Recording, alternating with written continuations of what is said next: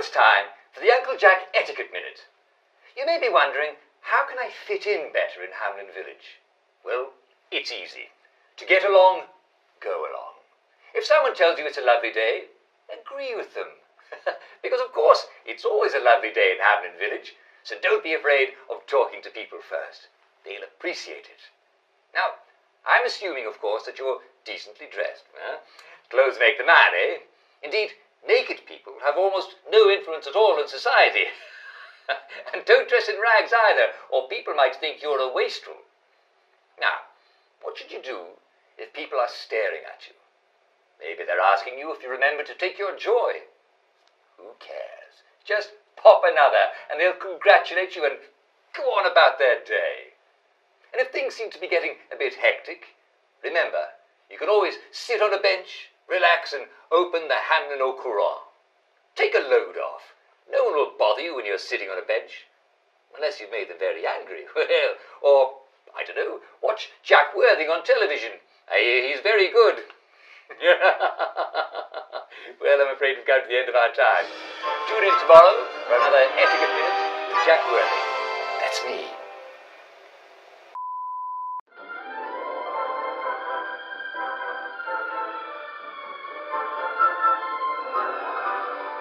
And it's another fabulous day in Wellington Wells. The sun is up, and the weather is overcast and only slightly rainy, with occasional patches of lovely sunshine. Wakey, wakey, everyone. Good morning to you. Good morning to you. Good morning, dear friends. Good morning to you. Well, I hope you all had a lovely night's sleep with lovely dreams. It's shaping up to be a wonderful morning, and I think I can promise you that it's just going to get better all through the day. We all forget things from time to time, so don't forget the most important thing. Is it your tea? Is it your muesli? Is it bacon and eggs? Is it toast? Did you forget to butter your toast? No, don't be silly. It's your daily joy. Never forget to take your joy, and I guarantee your day will go swimmingly. So, let's take a look at today's schedule. What's going on in the village of Hamlin? Well, chatting and greeting and smiling and laughing, of course, and breakfast, lunch and dinner, and work, work, work, work, work. But at 3, I hope you'll all take a quick break for our daily recreational activity. Today we will all gather round the telly for a rousing round of Simon Says. Well, I won't be gathering round the telly. I'll be in the telly. Just like every day, I'll be playing it with you. And then there'll be cake and prizes for all winners, and everyone's a winner, and everyone will be there. So don't miss it, or you're a rotten egg. But seriously, unless you have an awfully good reason, such as 2 broken legs, do be a sport at 3 o'clock, won't you? We love your company. And now, the hot new song from our favourite band. See you soon.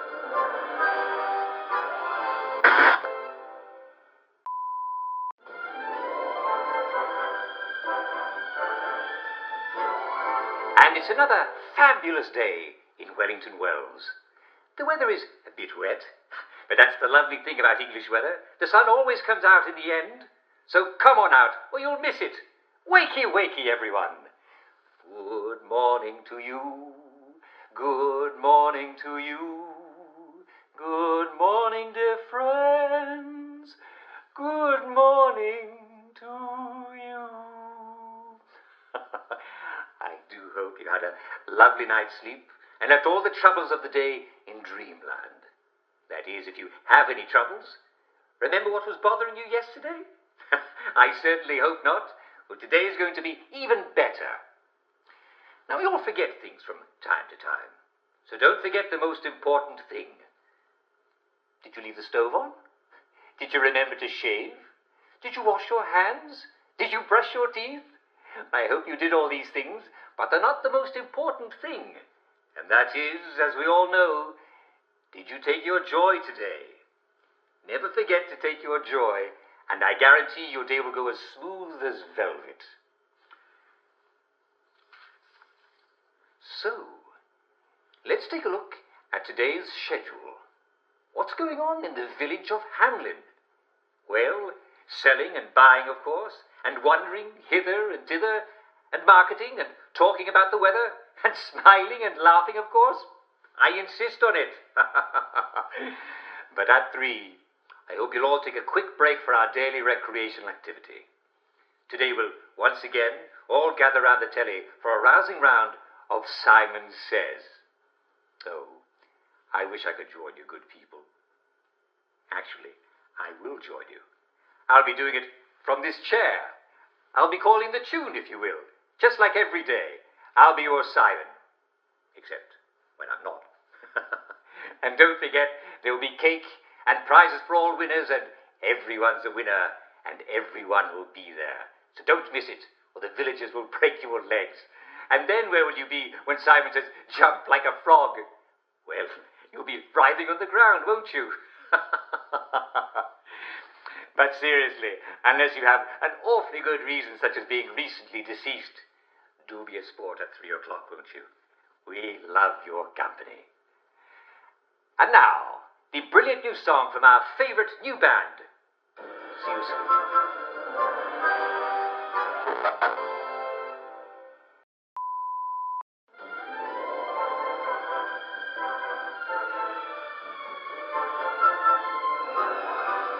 And it's another brilliant day in Wellington Wells.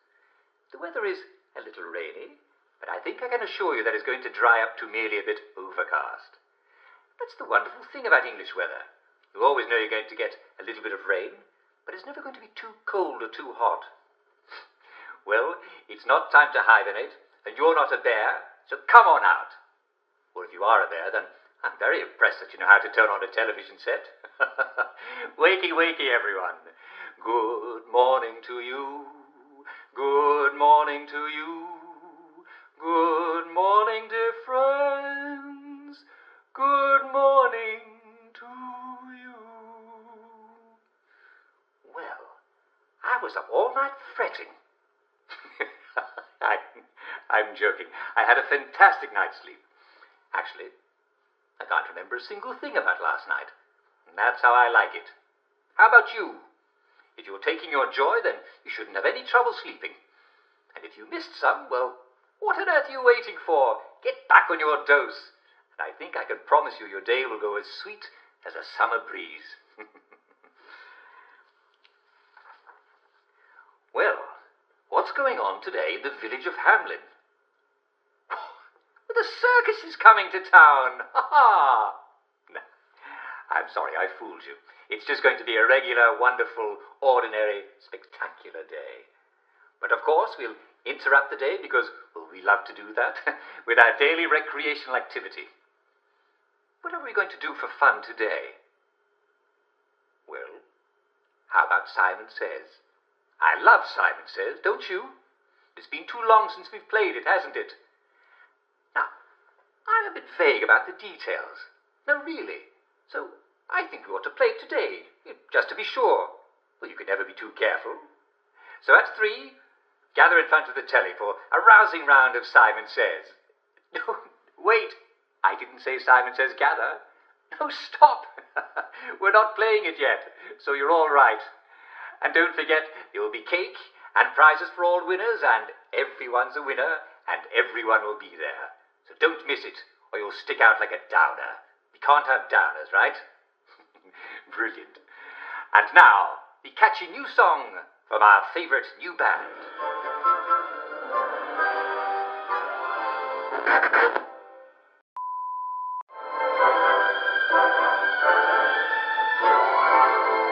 Wakey, wakey, everyone. And it's another fabulous day in Wellington Wells. I've looked at the weather report for you, and apparently it's going to be variable. Isn't that a surprise? Well, be sure to bring an umbrella or two as you go out on your daily rounds, and you'll be right as rain. Right as rain? I didn't even mean it like that. Well, wakey, wakey, everyone. Good morning to you. Good morning to you. Good morning, dear friends. Good morning to you. Well, if you're in bed, you know what to do. Hop out, yawn, stretch, and get the tea ready. While the kettle's on, be sure to take your morning joy if you haven't already. We wouldn't be British without our tea, and we wouldn't be wellies without our joy, would we?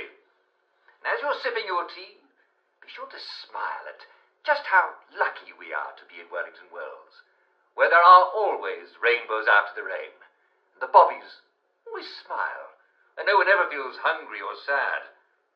It's good to smile as early as possible in the morning. That way, you know you've had enough joy. Well, what's going on in the village of Hamlin? Ah, this is interesting. At 10 o'clock, Mr. Hewitt for Dalrymple will be giving hopscotch lessons right out in front of Mr. Chippy Park. Now, if you don't know how to hopscotch or need to brush up on the rules, be sure to attend Mr. Dalrymple's lessons. Yeah. And I see here that the Church of St. Genesius is continuing its tradition of Simon Says competitions with celebrity callers. Oh, yes. And today the celebrity caller is going to be Dr. Faraday. You're calling again, yeah. Well, that doesn't seem quite right, and, nope. I believe I made a mistake. I've confused myself. The celebrity caller will be, Marjorie Flowerdew, and if you win the competition, Mrs. Flowerdew promises to come take a look at your flower garden, if you have one. And if you don't, she'll let you clip a few buds from hers. Well, that certainly seems worth playing for, doesn't it? So, come on, get up, get dressed, and get out there. Don't let the day slip away or you'll feel like a downer. And we can't have downers, right? Smashing. And now, the catchy new song from our favorite new band.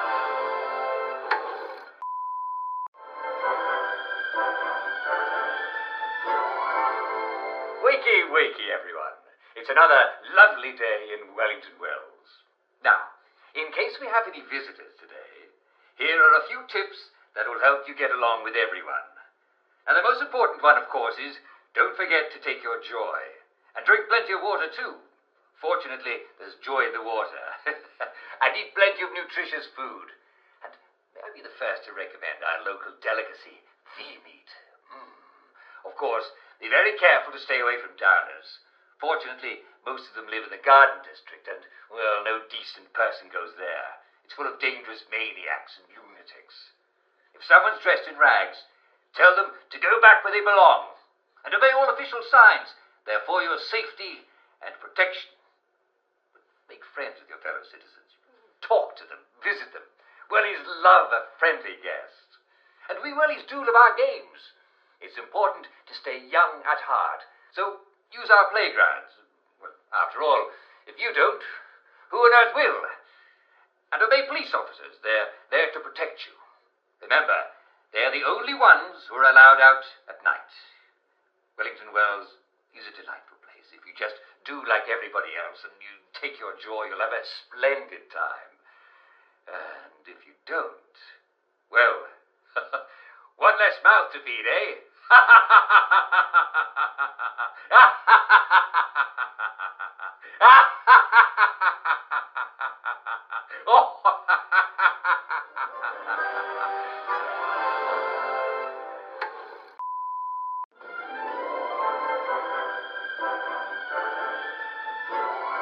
And now, it's time for I Hear You, the part of our show where Jack Worthing, that's me, answers your letters and questions about our life in Wellington Wells.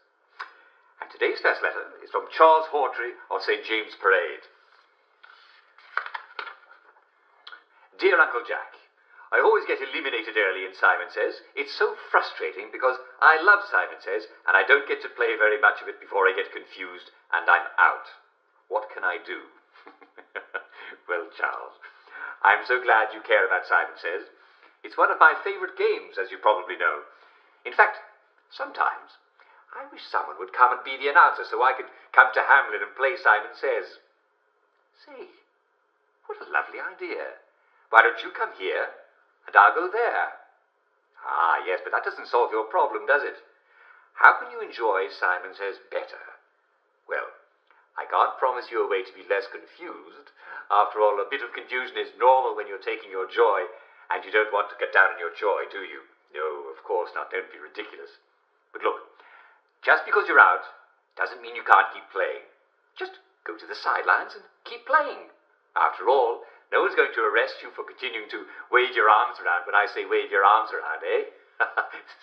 I mean, when I say Simon Says move your arms around, right? Good. Well, I hope that's helpful, Charles, and thank you very much for writing.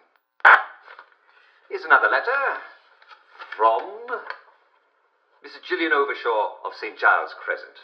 Mrs. Overshaw writes, Dear Uncle Jack, I found the most peculiar thing in my garden. Perhaps you can help me identify it. It has the general shape of a garden gnome.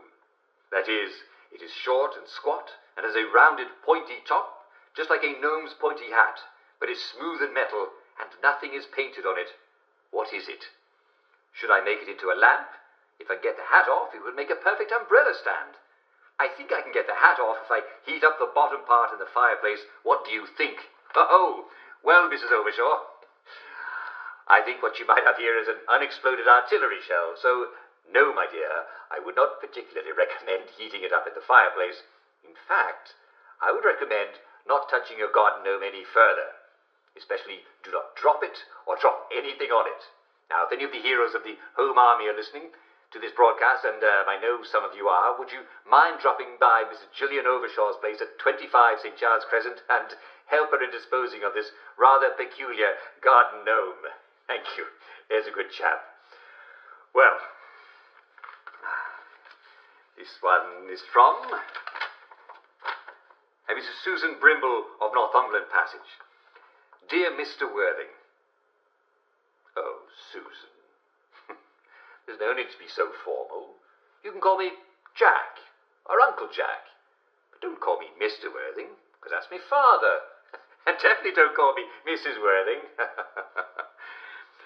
Anyway, dear Mr. Worthing, my husband stays a really long time in the bath.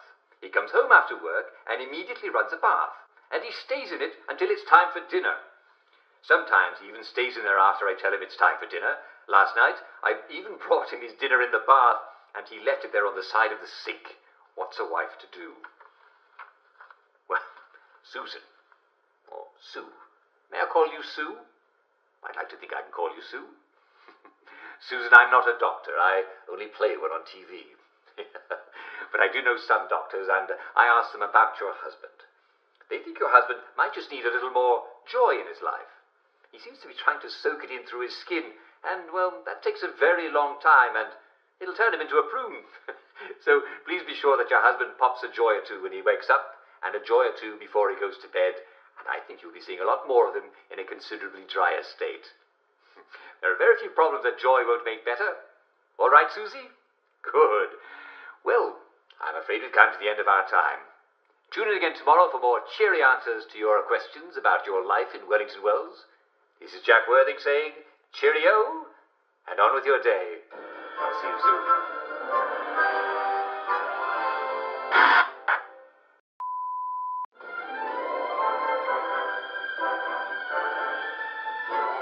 And now it's time for I Hear You, the part of our show where Jack Worthing, that's me, answers your letters and questions about our life in Wellington Wells. And today's first letter is from Rupert Scribner of 12 Spanker Lane. Mr. Scribner asks, Uncle Jack, yeah, that's me, is it possible to take too much joy? Well, Mr. Scribner, it is possible, but you really have to work at it. You have to take a great deal of joy before you experience any toxic effects. Joy is quite safe in the short term, and you can take up to 10 pills per day if you're a man of average weight. However, there are side effects, as we all know. Joy not only makes you happy, it suppresses bad old memories. If you take too much, it may temporarily suppress memories that you actually need to get around. Do you have trouble identifying the people in your house, and yet they seem quite friendly and affectionate? Do you find yourself wondering exactly what your house looks like and how to get to it from wherever you are? Does it seem as if the shops and the streets have all been moved around behind your back, and the map that you have in your head of your environment doesn't quite match the one in your memory? Well then, you may have taken rather too much joy. It might be best to ask a friend to take you home so you can sleep it off. All right, good. This one is from Royston Farrell of Meadfold Passage. Dear Mr. Worthing. Well, there's no need to call me Mr. Royston. We're all friends here, aren't we? And besides, Mr. Worthing is me father. Anyway, my question is, writes Mr. Farrell, what's all this talk about a joy spiral? Dear Mr. Farrell, the so-called joy spiral is an imaginary syndrome in which you take too much joy, then you forget you've taken your joy, so you take more joy, and then you forget that you've taken that, and so on, and so on, and so on. But Mr. Farrell, I can assure you that no such thing exists as a joy spiral. I mean, you might as well believe in the Tooth Fairy, or Santa Claus, or those people who tell you that we lost the war. It's ridiculous. Long before any such joy spiral catches hold of you, you'll probably pass out, and when you wake up, your memory will be restored. Yes, it's true that you might be a bit confused about where things are, but any passerby will be happy to point you in the right direction. All right, Mr. Farrell? Good, thank you for writing. And, hang on a minute. A scented envelope. I like those. And this one here is from Mrs. Joan Tamlin Goggin of Shagbear Wood in central Wellington Wells. Mrs. Tamlin Goggin writes, I know we beat the Germans and made them abandon our sceptred isle, but how did we do it? Didn't they have tanks? Mrs. Tamlin Goggin, thank you very much for writing. Yes, it's easy to be confused of those long-gone days, and you're right, indeed they did have tanks, and quite a few of them. And if ever you're inside of the Victory Memorial Camp, you can see those German tanks lined up as if it were 1948. And I'll tell you how we beat them. With English cleverness, English patience, and English fortitude. That's how. If you want more details, and I don't know why you'd want more details, but if you did want more, you can get a wonderful book called Our Glorious Victory by Jack Worthing. Yes, that's me. And it's available in just about every bookstore in Wellington Wells, and it's full of questions from all your favourite wartime heroes, from the generals to the common Tommy trudging through the mud. But you already know the lesson, Mrs. Tamlin Goggin. Patience and fortitude. Now stop dwelling in the past and enjoy our shine, why don't you? Well, I'm afraid we've come to the end of our time. I hope this has been informative. Tune in again tomorrow for more fascinating glimpses into the lives of your fellow citizens of Wellington Wells. This is Jack Worthing saying, cheerio, and on with your day. I'll see you soon.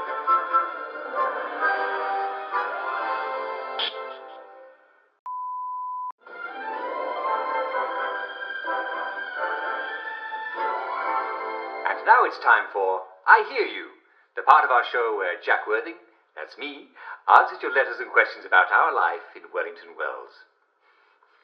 And my first letter is from Mrs. Emily Cluley of Falkland Road. Dear Uncle Jack, I adore your show and thank you for answering my question. I have a big Victorian bed that my husband inherited from his grandmum, but most nights he crawls off to sleep in the small bedroom in the small bed we have there. He promises that it's not because I snore, but he won't say why he does, and I'm not sure he even knows. He seems a little sad. What should I do? Dear Emily. May I call you Emily? Your letter is quite touching.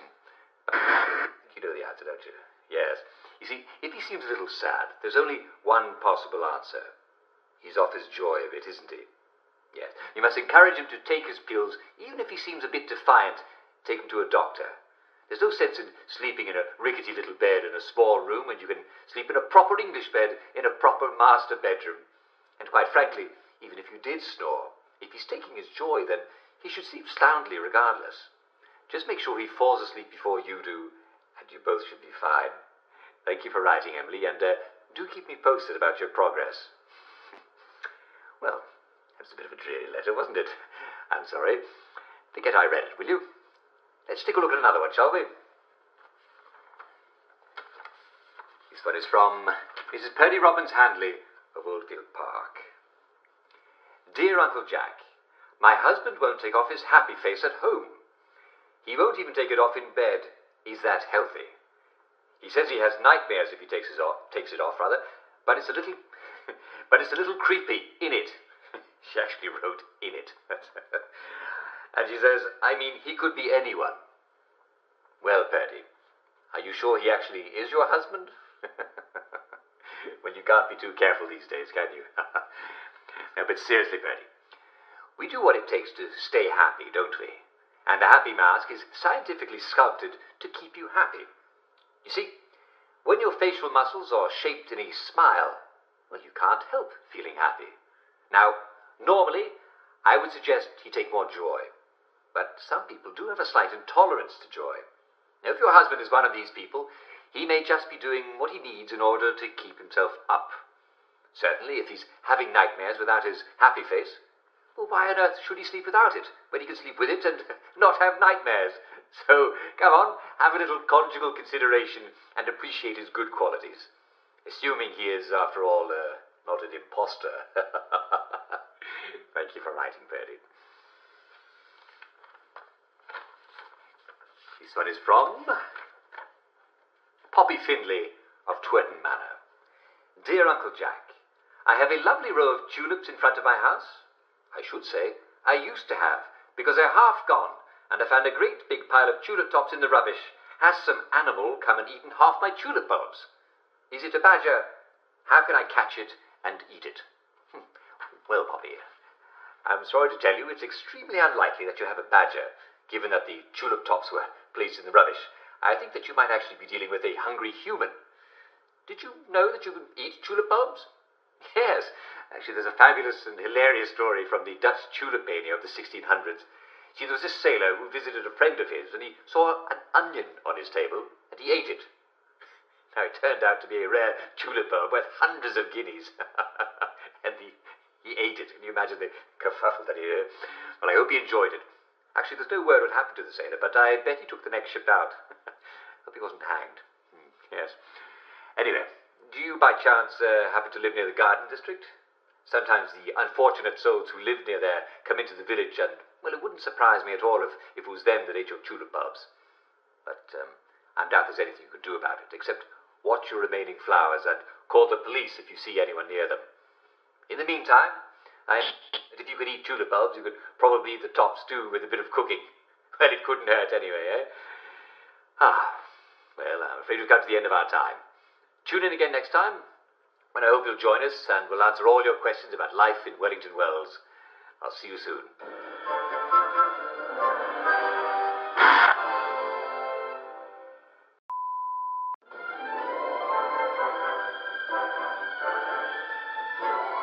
And now it's time for I Hear You, the show where Jack Worthing, that's me, answers your letters and questions about our life in beautiful Wellington Wells. This one is from Richard Starkey of Biddleston Road. Dear Uncle Jack, is it true there are blind albino mole people living beneath our fair city? That's what my friends say. I thought I saw one too, but I wasn't sure, as we'd all had a bit too much to drink, and my memory, of course, is a bit fuzzy. Dear Richard, of course there aren't mole people. This isn't London. There are no ancient catacombs or old bomb shelters underneath our streets. And of course the Wellington Under is completely blocked up. And human beings have not suddenly grown claws to make their own tunnels through the dirt, thank goodness. What an imagination your friend has. Now, of course, there are the poor benighted wastrels in the garden district, which is reason enough not to go there if you need a reason. Not to mention the unexploded bombs, the rusty scraps of metal, and holes that you can fall into. And I don't need to tell you about how dangerous it is outside the walls. I wouldn't even think about going there. But you can be perfectly sure that absolutely no one is moving around underneath the pavement. Well, I'm glad that's settled. This one is from John Lydon of Benwell Road. Dear Jack. Well, I guess he isn't the sort of fellow to cry uncle, Mr. Lydon? Dear Jack, there's a stranger in my house who looks just like my wife. And she says she's my wife too. What has been done with my real wife? And who did this to me? Your help is much appreciated in this matter. Well, it looks like Mr. Lydon has been experiencing one of the odd side effects of joy. Now, it does happen from time to time. It's called Capgras delusion, and it's not unheard of. Mr. Lydon, if you're listening, go see a doctor. They may be able to adjust your dose or give you an analog. And if anyone who's listening that actually knows Mr. Lydon, who lives on Benwell Road, do inform a nearby doctor that Mr. Lydon might need a visit. I'm sure everything will come out roses. And remember, by the way, don't hesitate to go see your doctor if you need any medical attention. They'll fix up that cut right away. And they always check your joy level and make sure that it's where it should be.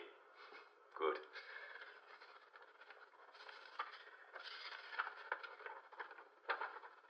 This one is from Edwin Powell of Hoylake. Dear Mr. Worthing. Oh, Edwin. Let's be friends, shall we? Actually, I'm just going to edit this one a bit. Dear Uncle Jack, I was cleaning out my garage, and I came up with a big pile of newspapers from the war.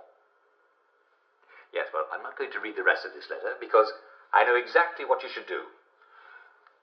What do you do with a bunch of old newspaper? Well, it's the perfect thing to use to light a fire in your fireplace. The older and drier the paper, the better. Now, I wouldn't recommend using it to wrap fish.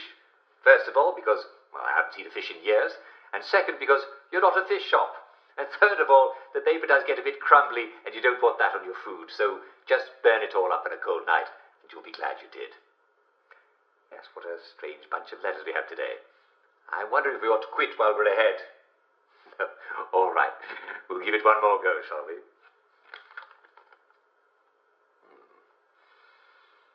Ah, it smells like roses.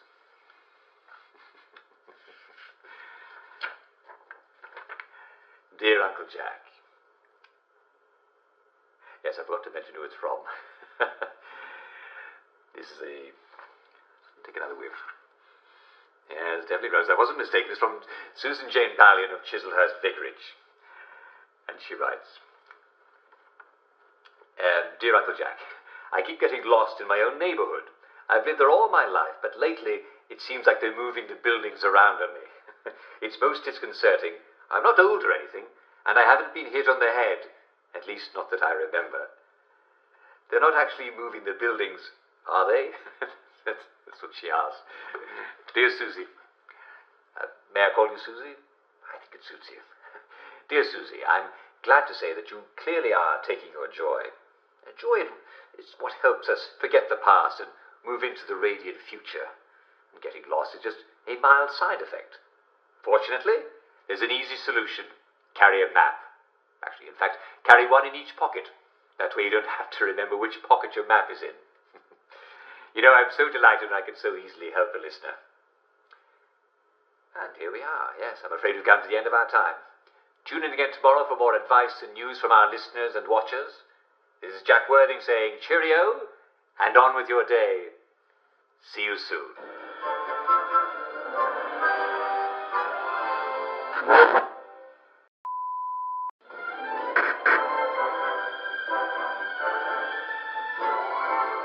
And now, it's once again time for I Hear You, the part of our show where Jack Worthing, that's me, answers your letters and questions about our life in Wellington Wells.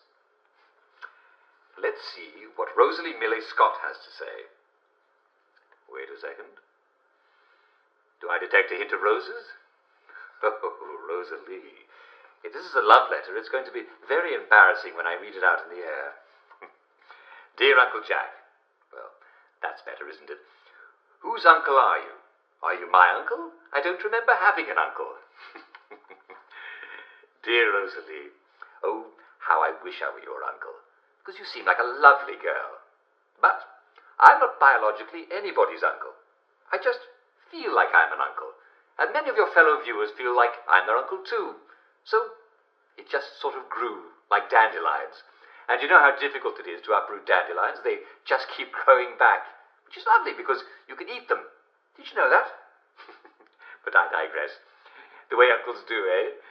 All you need to know, my dear, is that I feel as fond of you as any uncle ever could. And I hope you feel just as fond of me. All right, Rosalie? Good. This one is from... I think it's from... Ah, yes, it's from Dermot Nightingale of Gascoigne House, Upper Borough Walls. Dear Uncle Jack, a few days ago, I saw a bunch of citizens chasing someone down Milk Street. They ran right past me, so naturally I was swept up in the flow, and soon I was chasing the man down the street as well. And I'm pretty sure we caught up with him. But I can't remember what happened next. I think we beat him, but I can't remember if we killed him or not. Do you know who he was, and did we kill him? Do you know why we were chasing him? Well, dear Dermot, I don't think you should worry about this sort of thing. If a whole bunch of citizens were chasing someone down the street, I think we can safely say that that someone did something wrong. After all, there's only one of him. There's lots of you, so you win the vote. Anyway, what's past is past. And we've all done things that weren't perfect. Listen, if we spent all our time worrying about the things that we've done, well, we'd never be able to enjoy our day. So feel better. Pop a few extra joy today, and I bet in the morning you won't even remember what you were so upset about. I'm so glad I was able to help. Well, I did so enjoy hearing from all of you, my dear listeners. Yes, I love these letters. This one is from Mr. Fitzroy Dix of Monmouth Place. Dear Uncle Jack, I haven't been feeling entirely well these past few days. I feel rather tired, and it's hard to get out of bed. So I asked my husband to get this letter for you. Oh dear, I hope this isn't going to be a medical question. I've already called the doctors once today. No, it isn't. I've noticed an odd thing. On the roof across from my bedroom, I've noticed an awful lot of chickens. They just fly up there and watch me through my open window. The peculiar thing is, they're all black with sharp black beaks, and all they do all day is go caw, caw, caw. Why are there chickens on my neighbour's roof? I've never noticed them there before. Dear Mrs. Dix, I think it's likely that those are not chickens at all, but rather I think they might be crows. Crows are blackbirds that sit on rooftops and and caw. Now, they may have noticed that you're not stirring from your bed, and they're there trying to keep you company while you recover. Isn't that sweet of them, eh? But I'm a little bit worried about that open window of yours. You don't want to catch a cold, eh, from the draught? Perhaps you can ask your husband to shut it the next time you see him.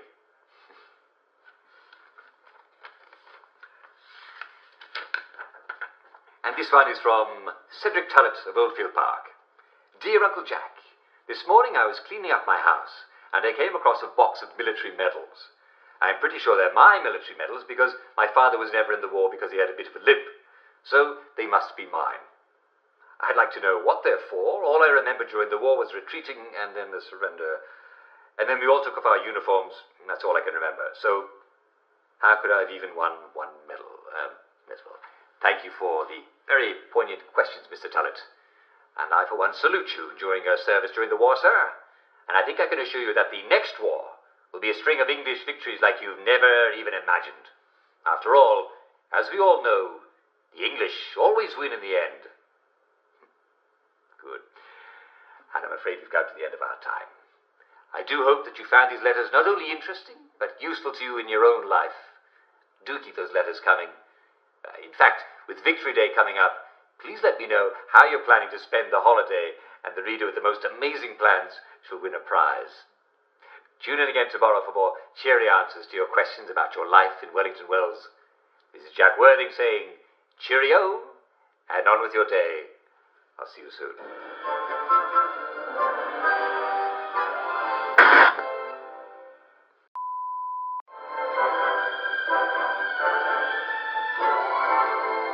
And now it's time to read some of the letters our audience writes to Jack Worthing. That's me, Uncle Jack.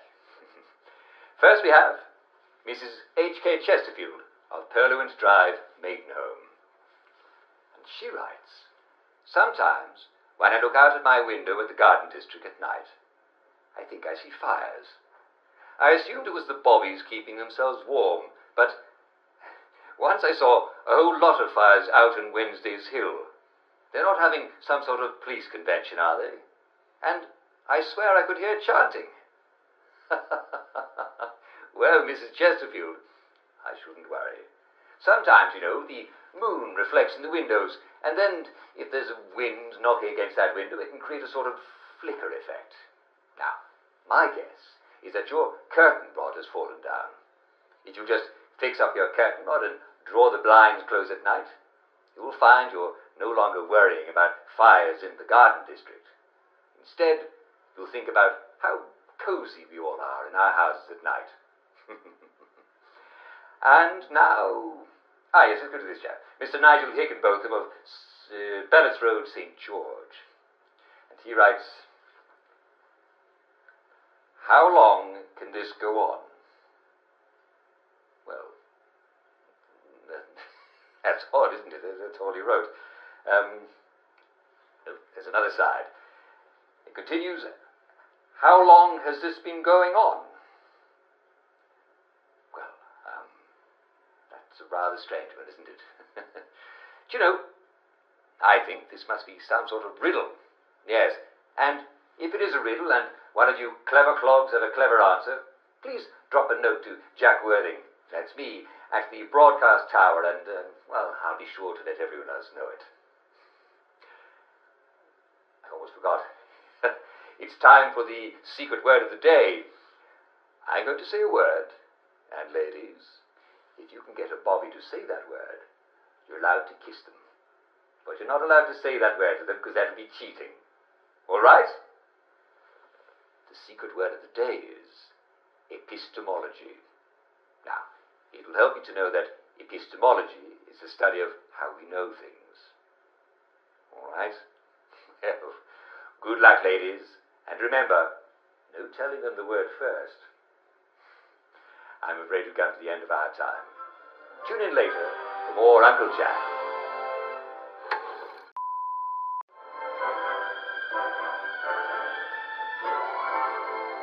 And now it's time for Funny Old Customs, the show in which Jack Worthing, that's me, illuminates our jolly island's ancient customs. Today, we're going to talk about human sacrifice. Yes, many of our forebears enjoyed a human sacrifice or two, and I'm not just talking about watching a good hanging, like we did during the... Never mind, sometimes I don't even know what I'm talking about. Well, the most famous British sacrifices were the ancient Celts. According to Julius Caesar, their druids liked to put criminals and prisoners of war into giant wicker men and then set them on fire. Wow, what a sight that must have been. And if you don't think we can trust the Romans, then how about the bog bodies? Yes, we found beautifully preserved bodies in peat marshes, and some of them show evidence of having been strangled, drowned, and stabbed to death. That's how you propitiate a god, eh? Makes you wonder if anybody's buried under Stonehenge, eh? And if they are, who's under our own little henge, the wedding party stones? Maybe someone should check. Of course, all this was before we Anglo-Saxons became an island race. Back then, we were pagans and worshipped dark gods. The darkest and most important of the gods was Wotan, whereas the Vikings called him Odin. He was a war god. Well, perhaps he still is a war god. And the Vikings would sacrifice 99 men and women in a great blot to make sure he stayed happy. That's a long way from Abraham and Isaac, isn't it? Well, I'm afraid we've come to the end of our time. Maybe someday we'll talk about the ancient Aztecs of Mexico, who liked to cut a man's heart out while it was still beating. Fortunately, no one does it anymore, as far as I know. Well, you never know what goes on in the garden district, do you? At least, I hope you don't. Well, remember me in your prayers, whoever it is you're praying to. And tune in again soon for more Uncle Jack.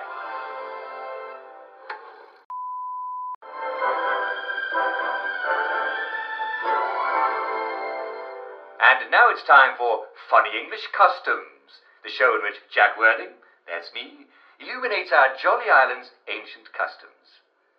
Now, since the 1st of May is coming soon, let's talk about the ancient tradition of the maypole. Some people claim the maypole was a naughty Roman ritual about, well, we're all grown-ups here, aren't we? But we Brits, well, we've been dancing around the maypole for as long as we've been burning virgins in giant wicker men, haven't we? But we don't really do that anymore, do we? Apparently, though, The custom of men and women wrapping ribbons around the maypole by dancing only dates to Victorian times. It makes sense, doesn't it? Before that, really long ribbons were much too expensive, yes. A lot of ancient customs are really Victorian. For example, the idea that each Scottish clan has its own tartan pattern. Do you know who made that up? The novelist Walter Scott. Wally. Of course, you're liable to work up quite a burning thirst dancing round a maypole, aren't you? What's the perfect drink to put out those fires? Why, Summerisle ale, of course. And the head brewer, Lord Summerisle, as they call him, has brewed up a very special medieval ale to sell only in the first week of May. It's called a gruit. Instead of hops, it's seasoned with marsh rosemary, bog myrtle, and yarrow. Take it from me, Jack Worthing, it's got a delightful twang of peach. But you can't get peaches anymore, can you? May Day Gruit from Summerisle Ale quenches your burning thirst. Well, I'm afraid we've come to the end of our time. Tune in again soon for more Uncle Jack.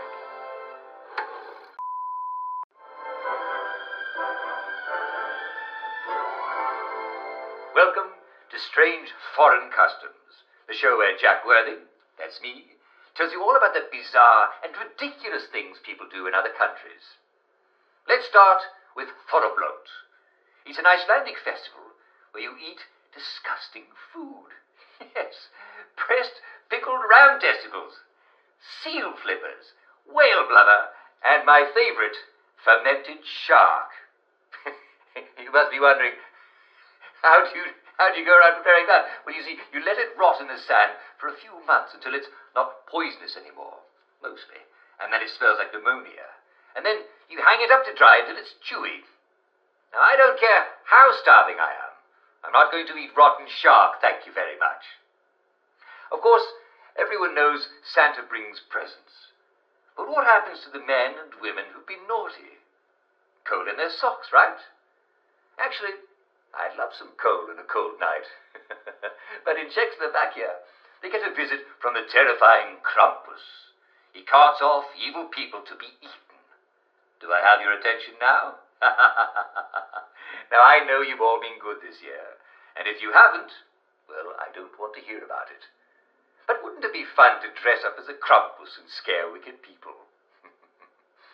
Now, when I was traveling in Mexico back in, I can't remember when, but I found the most enchanting strange custom. It's called a piñata. And we have one right here. Here he is. It's a large, colourful, paper-mache sculpture, you see, and it's filled with sweets. And you're supposed to smash it until all the sweets come out, and it turns out the custom isn't Mexican at all. It's Spanish, and originally the sculptures are made of clay pots. Wouldn't that be fun? Smashing a clay pot full of treats?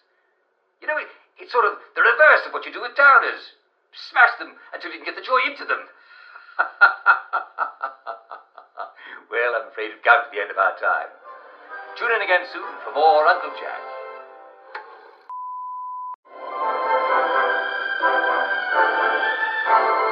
Have you ever wondered what life will be like 20 years into the future? That would be the year 1984. Yes, it sounds like a very long way away, doesn't it? But 1984 may be closer than you think. At the Wellington Wells House of the Future, you can imagine yourself in 1984 when machines will clean your house while you nap. That'll make the wife happy, won't it? And we'll also have pills that replace food, so you'll never have to eat again. Beef Wellington. Delicious. Now, the inventors at the Department of Scientific and Industrial Research have all sorts of amazing things in store. We'll have typewriters that type the words for you as you say them. And imagine being able to listen to your own music anywhere you go. In phone booths. Yes, there'll be a built-in record player. Just bring your favourite records along when you go for a spin in your flying car. And of course, we'll always have our joy. We couldn't do without that, could we? It won't change a bit. It's perfect, just the way it is.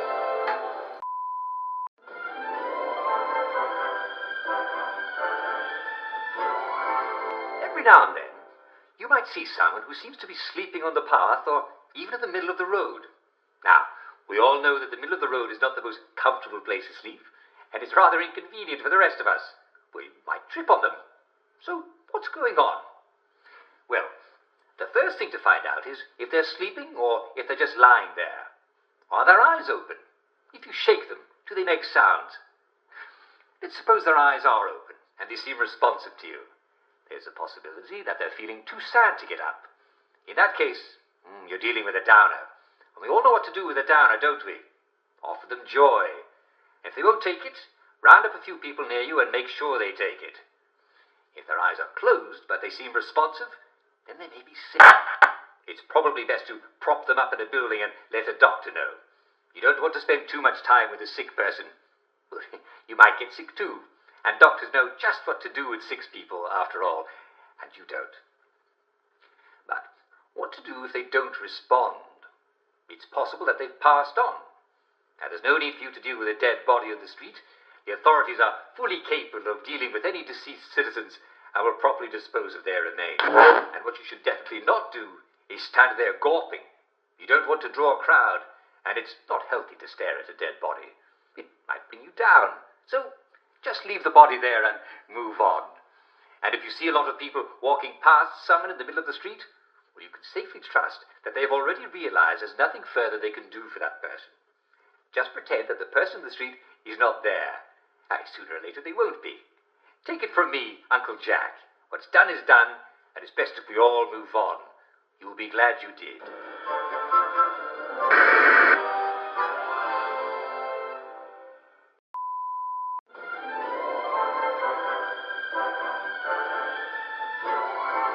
Well, hello there. What exactly are you doing? Yes, you there.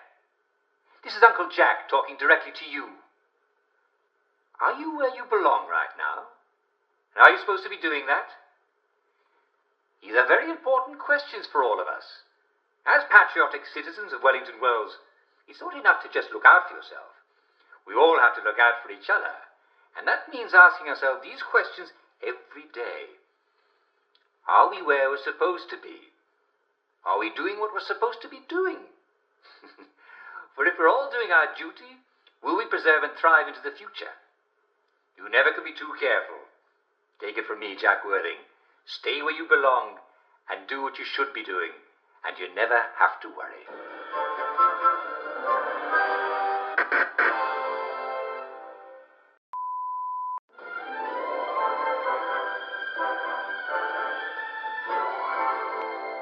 Sometimes people get confused about the garden district. We English love our gardens, don't we?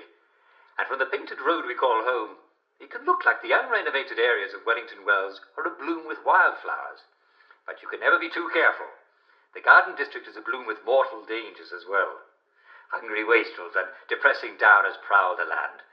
And the municipal police simply do not have the resources to patrol places that no one lives. So, be sensible and stay on the painted road. It's there for your enjoyment and protection. Well, the painted road is all you know and all you need to know.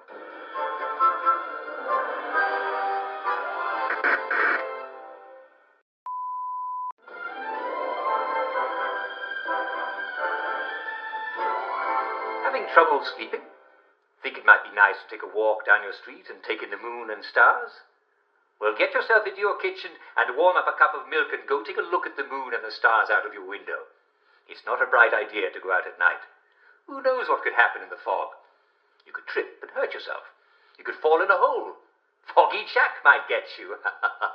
Of course, Foggy Jack doesn't really exist, but you can never be too careful. Take it from me, Jack Wood.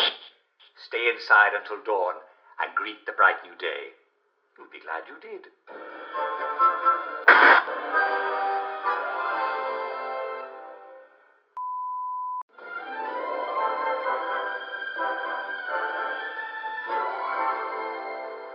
Well, look at you. What are you doing? Yes, that's right. I'm talking to you. What on earth do you think you're doing?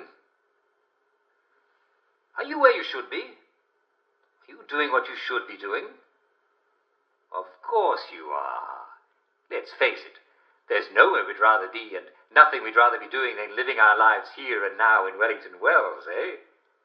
We're all so fortunate to be proud Englishmen and women, because no matter what we've been through, we're all alive and happy, and so many others are not.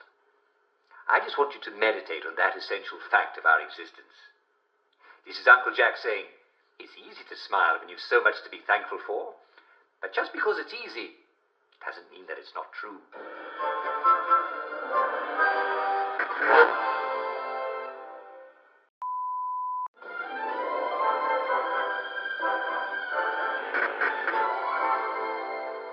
Welcome to News Hour. All sorts of amazing things have been going on in Wellington Wells. I'm sure you must be as excited as I am to know about them. You may be surprised to know that a few silly people are still throwing out perfectly good meat scraps. Now, it's never a good idea to throw out food, especially meat. If you have a scrap of meat you don't want to eat or that's gone slightly off, then run it right down to your neighborhood butcher. They'll know what to do with it, and they'll be happy to buy it from you or exchange it for sausage, or even V-meat, yes. You'll be doing yourself a favor, and you'll be doing your patriotic Wellington Wells duty as well. And remember, my fellow Wellsians, V-meat may smell off on rainy days, but it's always nutritious, and it never actually goes bad. I'm happy to report that many homeowners are taking steps to ensure the security of their castles. I mean homes, for an Englishman's home is his castle, isn't it? And don't let anyone tell you any different. Yes, even more homes are being outfitted with the latest state-of-the-art home alarm systems. This is due to the recent outbreak of being sensible. You can never be too careful these days, eh? Anyway, it's good to know that people are safe in their own homes. And if you notice any suspicious characters skulking round your neighborhood, be sure to lock all your doors and bar all your windows, and inform a local policeman if you can find one. I'm happy to report the graduation of a new class of policemen.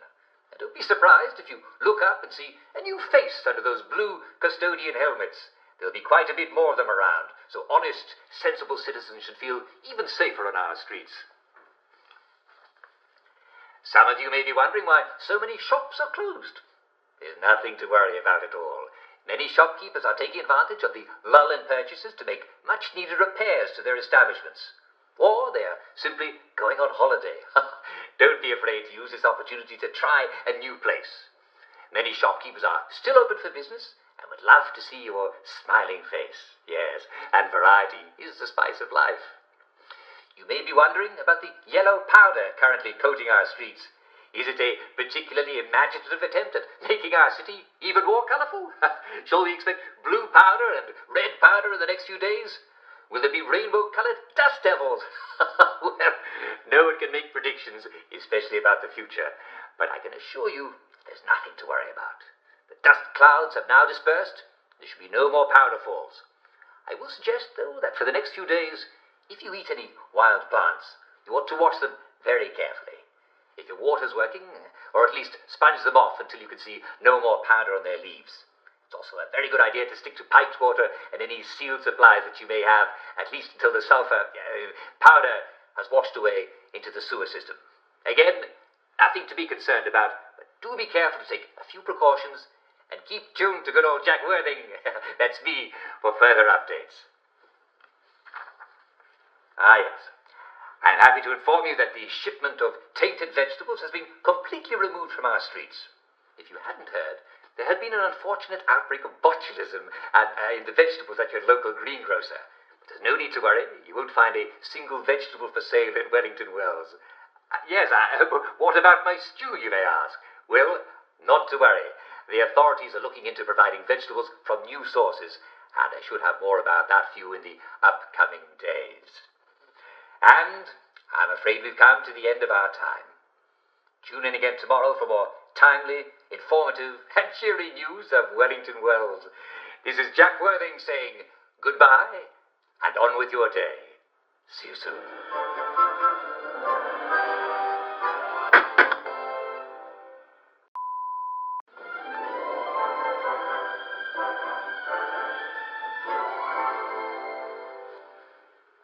Every now and then, you hear someone talk about downers. What's a downer? Well, a downer is someone who simply isn't taking their joy. This person endangers the mental health of everyone around by bringing them down. He or she may try to draw you into a conversation about long-ago events, or he may try to convince you that his life is not happy, or even that your life is not happy. Don't be fooled. The moment you realize you're talking to a downer, you should stop listening to him right away. He needs help, and listening to him won't help anyone. Try this easy test. Are you having a conversation that's bringing you down? Then one of the people who's talking to you is a downer. Or if none of them is a downer, and they all seem as happy as could be, well, then you may be the downer. In that case, don't worry. Immediately excuse yourself and take your joy right away, and you'll be right as rain in no time. You can never be too careful.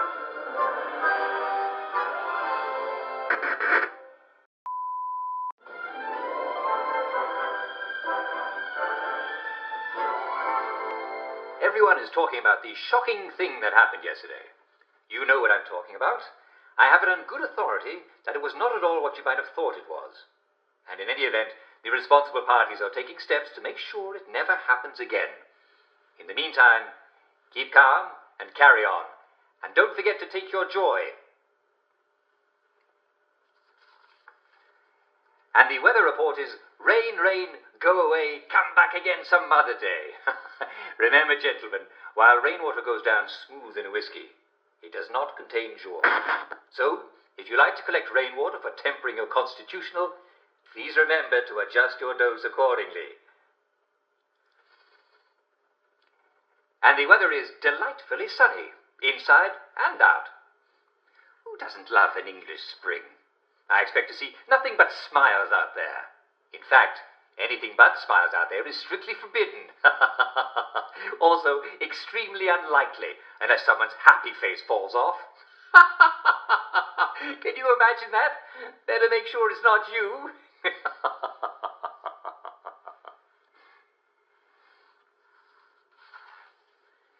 In case you might have heard a loud explosion coming from the general direction of the Victory Memorial Camp, don't worry, it wasn't someone blowing themselves up on the minefield.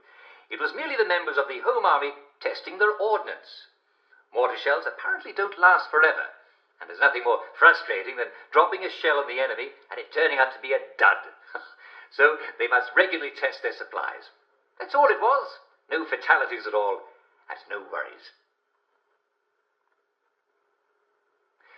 You may have noticed one of our favourite shops boarded up. There's no need to worry. We're told the proprietor, you know who I'm talking about, is renovating, and he doesn't want anyone to see it until it's done. At least that's what he says. I suspect he may simply have gone on holidays and doesn't want us to know. So if you notice a certain person comes back to work looking remarkably well rested, we'll know the truth, won't we? Our local football team has done it again. A thrilling victory over some tough rivals. You've never seen such exciting footwork, and they really used their heads. Of course, it's nothing less than we expect from our finest. If you see them, do buy them a pint for me.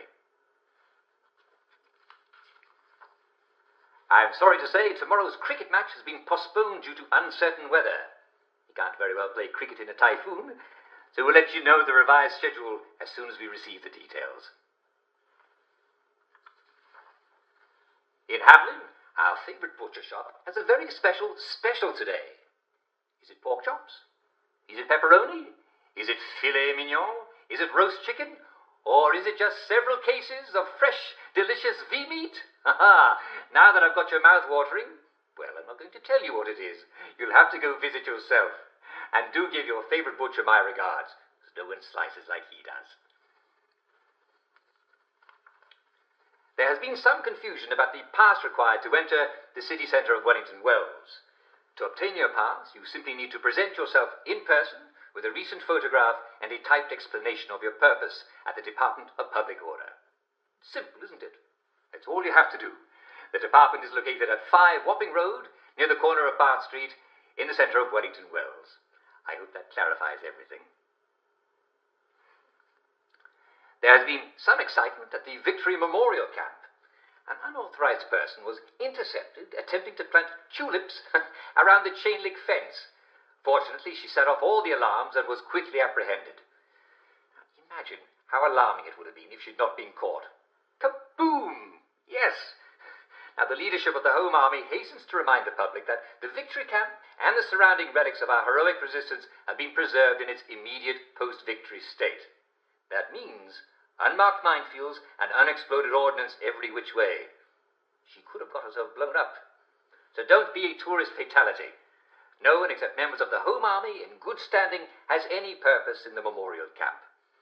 And if you want to plant flowers, how about planting them in town where we can all see them? Some viewers have asked me, how can I find out more about the resistance and the victory? Now, I always tell them, why on earth would you want to know more about the war years, their ancient history, and our lives are so much better now? But, due to popular demand, we now have a book with all the answers. It's called The Story of Our Victory. And it's written by me, Jack Worthing. It's a lovely little book with cheery illustrations and quotations from all your favorite wartime heroes. And it tells you absolutely everything you should ever want to know about the war and our glorious victory. If it's not in the book, you don't need to know it. Some viewers have asked, how do I join the brave soldiers of the Home Army? Now, I've asked the Home Army leadership to respond, and they would like you to know that the Home Army has a full complement of highly trained warriors ready to repel any future invasion by our enemies, or even our friends. So there's no need to join anything. You can just be a patriot by smiling at everyone you meet. Now, go about your day and enjoy our lovely English weather, whatever it is.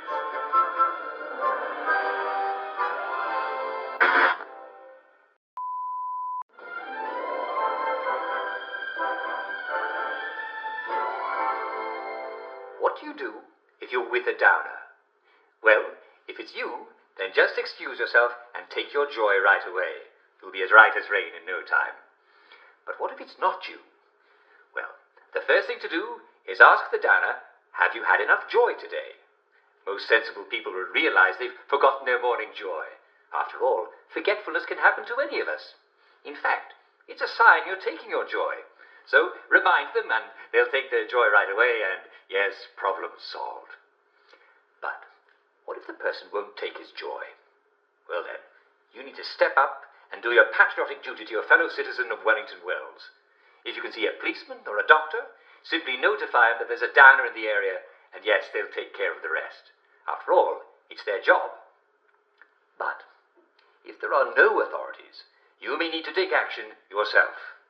Call your fellow citizens and let them know they've got a downer in their midst. They'll help you chase and subdue the downer and make sure he takes his joy. Once he's recovered his senses, well, you can let him go on his way. And if for any reason he fails to recover, don't feel bad. Sad feelings are contagious, and one bad apple can spoil the lot. Go on your way and have a lovely day.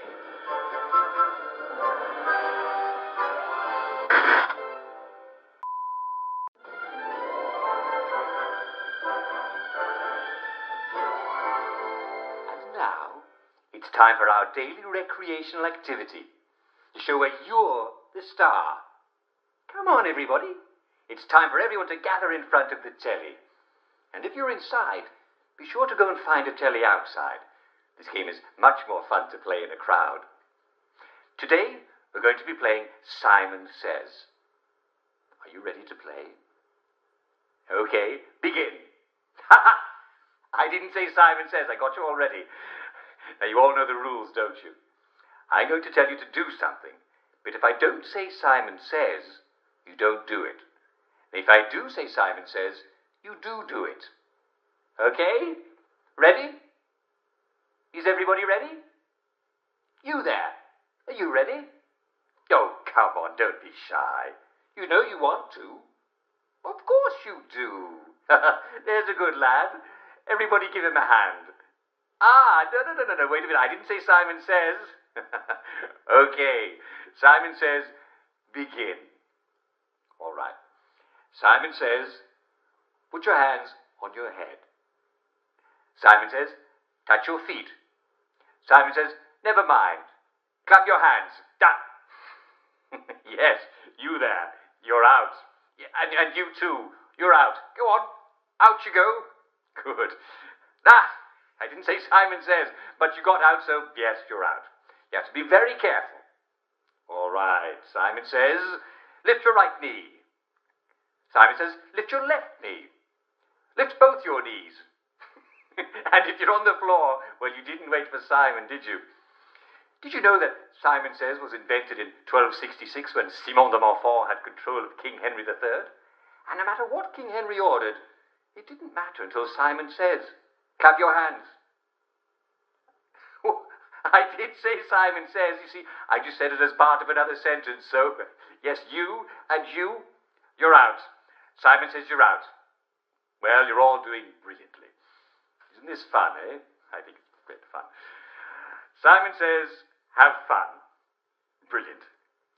Simon Says, flap your arms. Simon Says, flap them again. And again. No! If you flap them a third time, you're out. Simon Says, banana bread. Oh my God, I don't even know why I said that.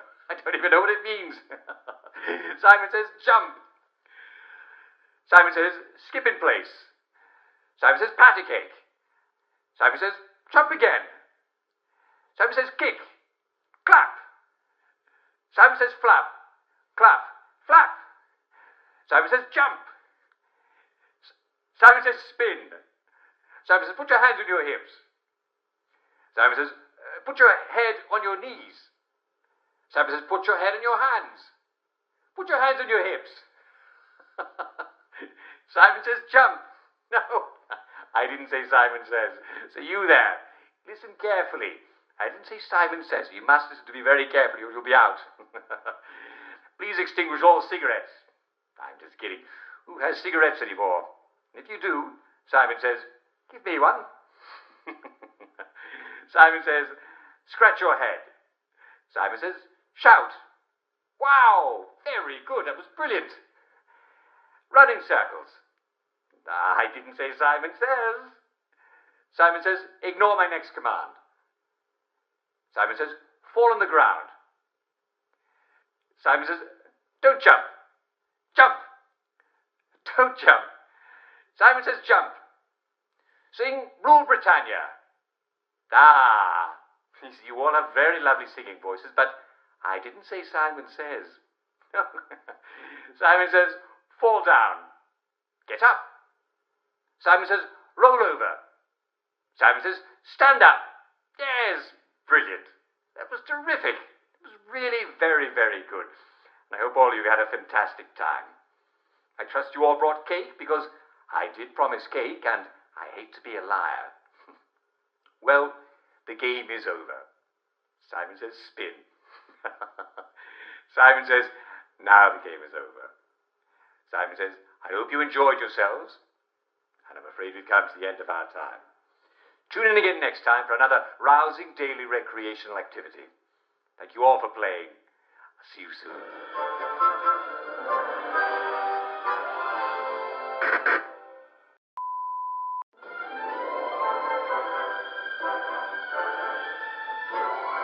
And now, it's time for our daily recreational activity, the show where you're the star. Come on, everyone. It's time for everyone to get out of the street and find a telly to watch. This game is so much more fun with all of your friends and fellow citizens. Today is a very special episode of our favorite Simon Says. Have you ever wondered if you're ready in case the Germans ever came back? Would you know how to defend yourself against the marauding Bosch? Are you ready? All right. Now let's play Simon Says. Ha ha! Yeah, I didn't say Simon Says. You all know the rules, don't you? I'm going to tell you to do something, but if I don't say Simon Says, you don't do it. If I do say Simon Says, yes, you do it. All right. Is everybody ready? You there. Are you ready? Oh, you are. Yes, that's the Wellington Wells spirit. Everybody give him a hand. Good.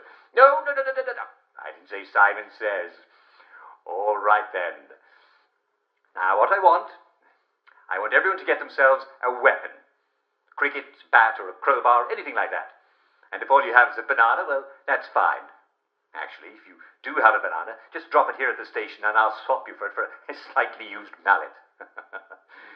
Good. Simon says, raise your weapon. Simon says, swing right. Simon says, swing left. Simon says, swing right. Ha ha, yes. I can see I already got a few people out there. If you swung left, then you're out. The Germans got you. Fall to the ground, eviscerated. I'm just joking. You can never be too careful. All right, then. Simon says, swing left. Simon says, swing right. Simon says, lunge. Simon says, parry. Lunge. Ah! Yes, you. You're out. Remember, the lunge is your finishing blow. Save it for when your enemy's on his back foot, no matter what Simon says. Did you lunge? You were supposed to. I did say Simon says, you see. I just said it in bits. Yes, so you and you're out. Simon says, you're out. Very good. You're all beautiful. Yes. Go on, give it to me. Simon says, give it to me. Yes, yes, very good. Simon says, take a step forward. Simon says, take a step back. Simon says, swing right. Simon says, swing left. Simon says, finishing blow. Step back. Simon says, shout. Yes. Simon says, raise your weapon. Simon says, have fun. You're all doing brilliantly. Very good. Simon says, jump. Simon says, parry. Simon says, dodge. Simon says, lunge. Simon says, victory beat is wonderful. Captain says, swing left. Ha ha. I didn't say Simon says. Simon says, don't do the next thing I say. Simon says, jump. Oh, what do I do? What do I do? What do I do? Simon says, run in circles. Simon says, stay in place. Simon says, lunge. Lovely. Simon says, sing Rule Britannia. Rule Britannia, Britannia rules the waves. Britons never, never, never shall be slaves. Good. Simon says, swing right. Simon says, swing left. Simon says, swing right. Ah! You there. Simon says, run along. Go on. All right. Simon says, fall down. Simon says, get up. Simon says, roll over. Simon says, stand up. Brilliant. Simon says, do everything I do, I shouted, even if I don't say Simon says. Swing right. Swing left. Swing low. Swing chariot. Lunge. Lunge. Again, lunge. Again, step forward. Right. Left. Right. Lunge. Lunge. Yes, finish him. Fatality. Oh, yes. That was terrific. Very, very good. I hope you all had a fantastic time. Oh, dear. I trust you all brought cake because I did, and I did promise cake, and I hate to be a liar. Well, I'm afraid the game is over. Simon says, spin. Simon says, now the game is over. And Simon says, I hope you all enjoyed yourself immensely. I certainly did. We've come to the end of our time. Tune in again next time for another rousing daily recreational activity. Thank you all for playing.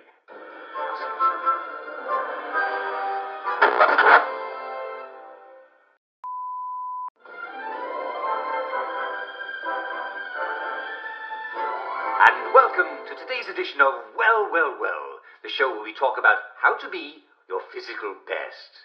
Now, we all know what to do about the blahs, don't we? If you're feeling a little bit blue, here's an easy fix. Pop another joy. You can't overdose on happiness. Being in Wellington Wells means never having to feel sorry for yourself. But there are some ailments of the body, and though you might feel perfectly happy, you might be having trouble keeping your food down. And you might be having trouble keeping your food in. There's a surprisingly nasty little disease called cholera. Yes, its main symptoms are vomiting and diarrhea. You wind up doing so much of both that, in the end, you've nothing to throw up except clear liquid and nothing to come out the other end except a sort of rice water. Now, I'm afraid I'm going to show you a rather ghastly photograph, but it's all in a good cause. I hope that's not what you're seeing in the pot. But if you are, then someone in your house may have cholera.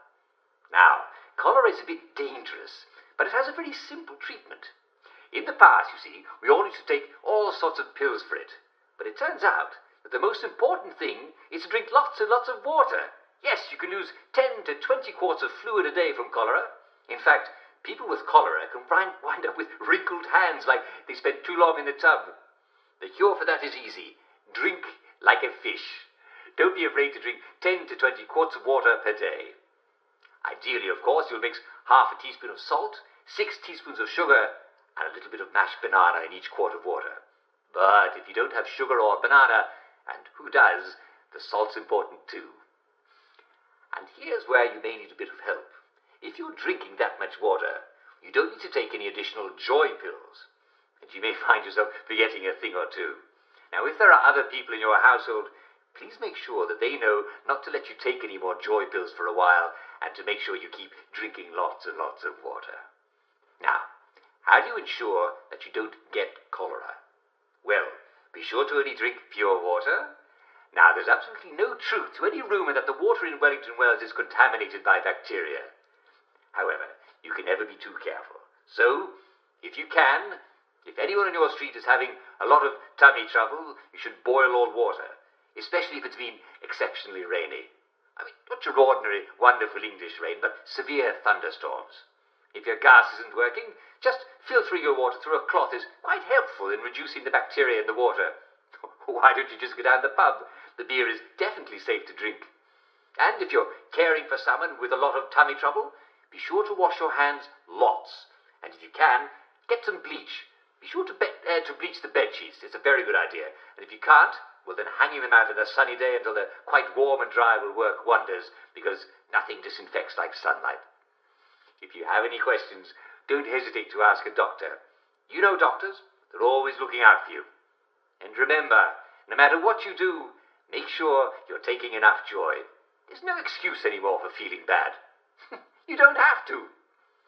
Well, I'm afraid we've come to the end of our time. Tune in again next time when we'll hear the good news about leprosy. It's slow, and it's not at all true that your limbs just fall off. So don't worry if you're losing sensation in your extremities. You'll probably die of something else first. This is Dr. Jack Worthing saying, stay well, well, well, and don't forget to take your drug. Goodbye.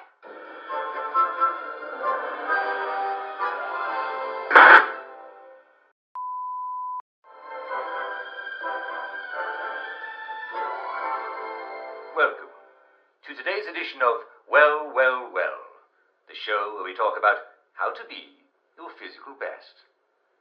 Now, some of you dear listeners have been writing in about some sort of plague that's supposed to be going around Wellington Wells. Now, first of all, don't be ridiculous. If there were plague, wouldn't you expect to notice dead bodies in the streets strewn here and there? But you don't notice them, do you? But I want to address some of the wilder claims people have been writing to me about. For example, this chap, Constable Bill Blake of Trim Street, St. George's Home. And he writes that some of the wastrels have become quite incoherent and belligerent. And, well, he chalks it up to plague. Well, you don't have to blame it on plague, do you? I mean, I'd be belligerent if I were off my joy. Who knows? I might go around murdering people in the middle of the night and leave a trail of corpses missing their kidneys. But I do take my joy, don't I? If those poor wastrels would just go back on their joy, you wouldn't hear another thing about plague. But that's not the half of it. Mrs. E.H. Undershaft of the Tyning Maiden Home claims to have heard plague-afflicted wastrels speaking in Old English. What an imagination you have, Mrs. Undershaft. Now, I remember when you used to read as Beowulf and did all the voices. Mrs. Undershaft, they're probably speaking English and you've just gone slightly deaf. So, there's nothing to worry about. Well, I'm afraid we've come to the end of our time.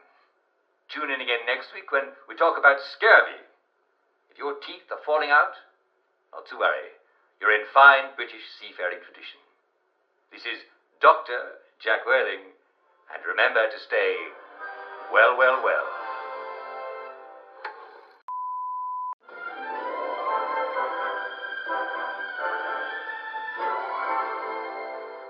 And welcome to today's edition of Well, Well, Well, the show where we talk about how to be your physical best. Now, Some of you have written in about feeling malaise and lethargy. Now, these are vague symptoms, and the first thing I can recommend to you is, if you're feeling a bit down in the dumps, pop another joy. Everybody wakes up feeling a little bit down sometimes. I call it waking down. And all you need to know is that you never have to feel bad about feeling bad. In fact, you don't have to put up with it at all. Being in Wellington Wells means never having to say, I'm sorry. Now, thanks to modern English science, we have the perfect fix for the blahs. Never be afraid to up your joy. Only you know how much you need, or just ask a doctor and he'll fix you right up, even if you've got to ask him to. But look, there are some things that joy won't fix, though it will certainly make you feel better about them. Let's say you feel perfectly happy, but you're just having a lot of trouble getting out of bed. What could it be? Ask yourself a few questions. Do you feel pain in your bones? Are you having trouble catching your breath? Do you find that you bruise easily? Are your teeth a little loose in their sockets and you're under 70 years old? Is your mouth often dry? Do you have scorbutic tongue? Other symptoms you might have are red or purple spots on the skin, especially on your legs that look like this. Do you find your muscles are sore even when you haven't been overusing them? Well, you may have scurvy. And congratulations, this is one of our traditional English enemies. And like all traditional English enemies, we've beaten it before, yes, and we'll beat it again. As you know, England has traditionally ruled the seas. Rule, Britannia, Britannia rules the waves. Britons never, never, never shall be slaves. And that means that our ships have traditionally been out at sea for long stretches at a time. Sailors used to eat nothing but ship's biscuits and salt pork. I could do with some salt pork right now. But if you eat nothing but, you're going to get sick. You see, your body needs vitamin C, but biscuits and salt pork don't have any vitamin C. So sailors and long English voyagers will get sick. And they didn't have joy to make them feel any better either. Well, a lot of Englishmen put their scientific brains to the challenge, and it was soon discovered that fresh vegetables would cure the problem right away. But how do you get fresh veg on board a boat that's not going to dock for months? Well, Captain James Cook discovered that if you took limes on board, it could cure the sailors. But how do you get sailors to drink lime juice? Well, you put it in their rum, don't you? They're not going to give up their rum, are they? Even if it tastes a bit limey. And once they were drinking their daily rum with lime juice, well, they got to liking it. And that was called grog. Yes, and that's why we Brits are called limeys, because we learned to put limes in our grog. Citrus fruits are just packed with vitamin C. So, why are you getting scurvy when you're not on a boat? Well, I'm afraid some of you have been a bit naughty. You're eating bread and meat, and you're not having your traditional English 2 veg. Some of you aren't even eating your potatoes. Imagine that. Well, bread does not contain vitamin C. And if you're eating millet bread or moss cakes, while they taste perfectly acceptable, they're not good sources of the C. And I'm sad to say, though I've developed quite a taste for it, Victory meat does not contain any vitamin C at all. Canned and preserved meats are generally very poor sources of vitamin C. Now, if you were on Captain Cook's ship discovering Australia, New Zealand, and Hawaii, you'd just have a bit of grog and, well, it'd be right as English rain. But you probably haven't seen a lime or an orange or a lemon in a few years, and, well, neither have I. But not to worry. Most fresh meat contains vitamin C too. Lucky rats, they make their own vitamin C.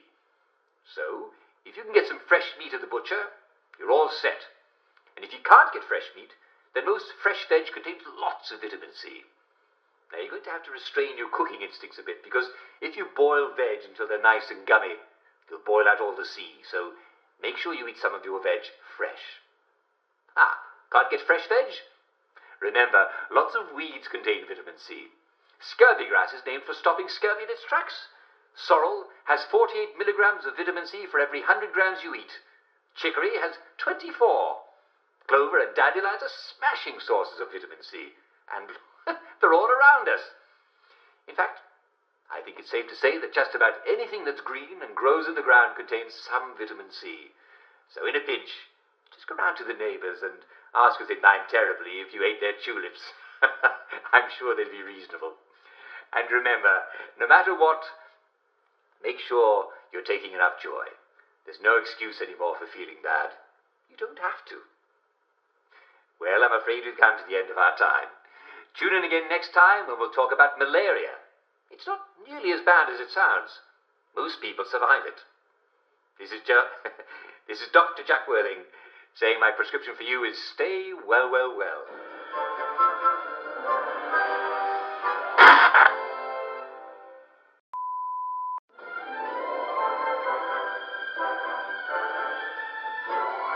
And welcome to today's edition of Well, Well, Well, the show where we talk about how to be your physical best.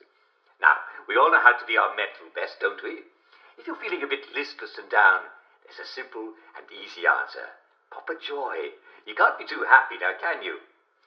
Being a citizen of Wellington Wells means never having to feel sorry for yourself. But this is the show where we talk about being your physical best. If you're feeling a bit sick, it's nice to be happy, but you still don't want to drop dead even if you're smiling all the way, do you? Well, actually, it's not a bad way to go, I suppose. But let's talk about coughing. England is a drafty, wet country, and we all get colds from time to time. When you think about it, jams love the wet and they stay fresh in the cold. So, if you're coughing from time to time, well, there's nothing to worry about, and there's nothing to do about it either. Now, some people get very worried if they're coughing up blood. And indeed, yes, that might be a sign of something nasty like cancer or pulmonary embolism, things that we don't have any way to treat anymore. Of course, it could just be a sign of bronchitis.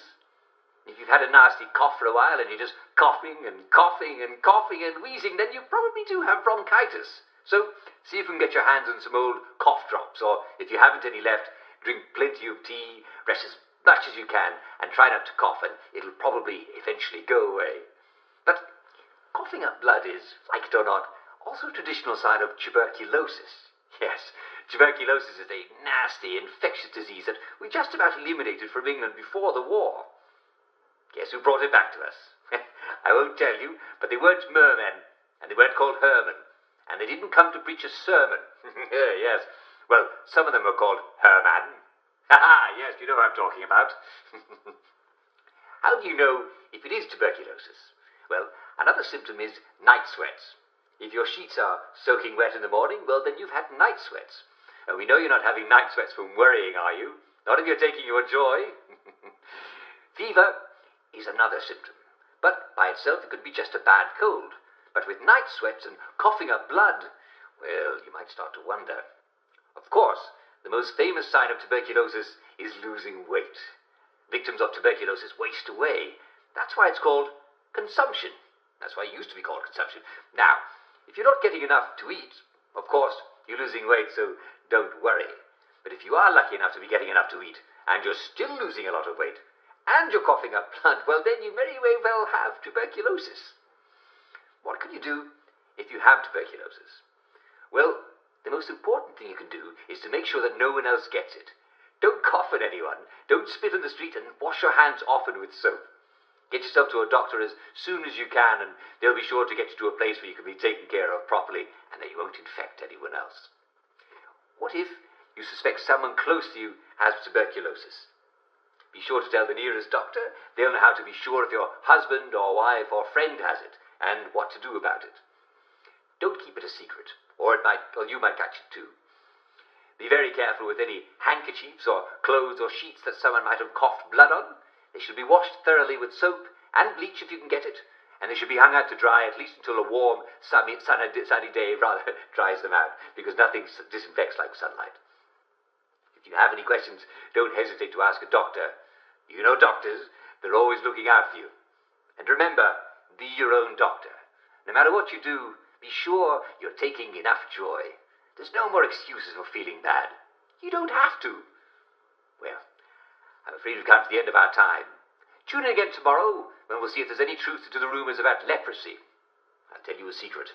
They're all false. This is Dr. Jack Worthing, and this is my prescription. Get plenty of sleep and exercise, and you'll be well. Goodbye.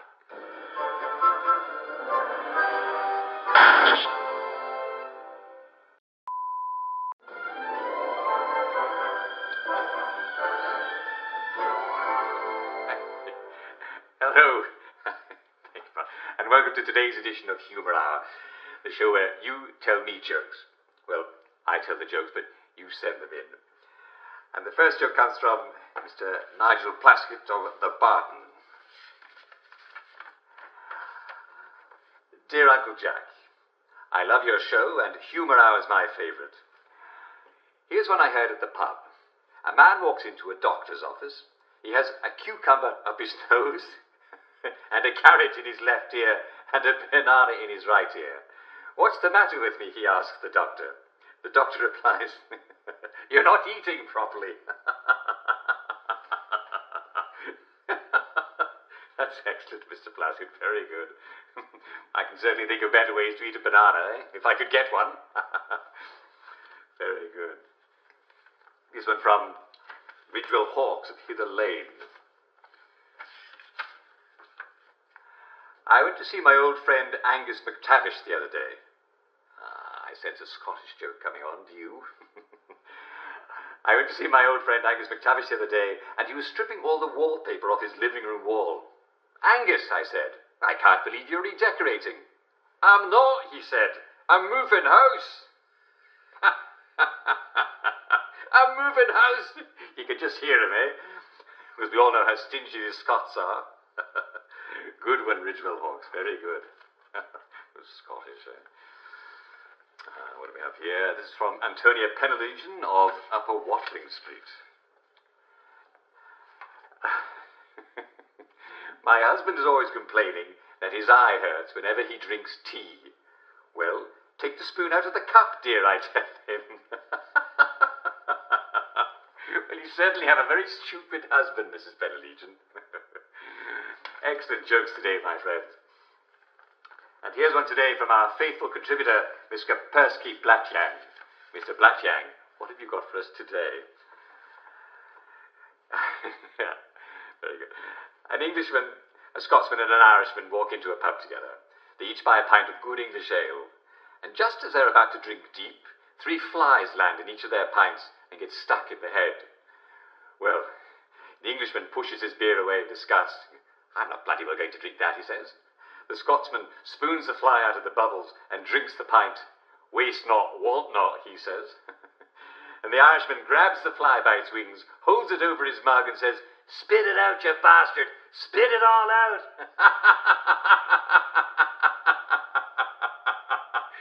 Very good, Mr. Percy Blatyang of Duke of Leicester Street. Though I have to say, personally, I'm with the Scot on that one. Waste not, want not. Sound advice. And this is from Camilla Berketh-Jones of Peel Street. A man goes to his doctor. He touches his shoulder and winces. Doctor, he says, it hurts when I touch my shoulder. Then he touches his nose, and it hurts when I touch my nose. And he touches his knee. He says, it hurts when I touch my knee. The doctor says, well, I'm not surprised. I'm not surprised you've got a broken finger. That's wonderful, Mr. Bickworth-Jones. Very good. What a twit. Here's one from Felicity Royston, writing from the George and Dragon, here in Hamlin. I thought I'd try the new Joy diet, she says. I didn't know there was a Joy diet. I think it's working. I've lost several days already. Yes, that's good. One sometimes forgets a thing or two, don't we, if we overdo it. You know, I actually think it's best to write things down if they're really important. In fact, I seem to have written a note to myself just the other day. Let's see what it says. Don't forget to do it. Well, I should be a little more specific next time, eh? Well, that was a bit strange. Now, let's see what else we've got. We've got one here from Cyril Pike of Inchinnan Circle.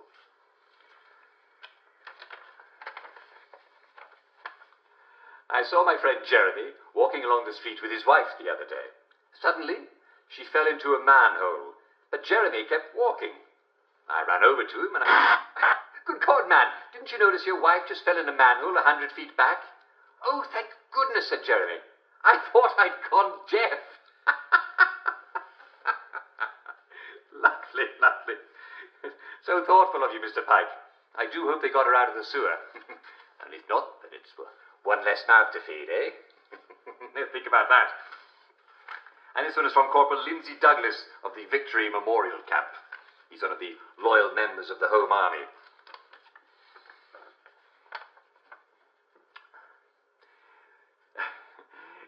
Do you know what's one of the toughest things about having to wear camouflage trousers?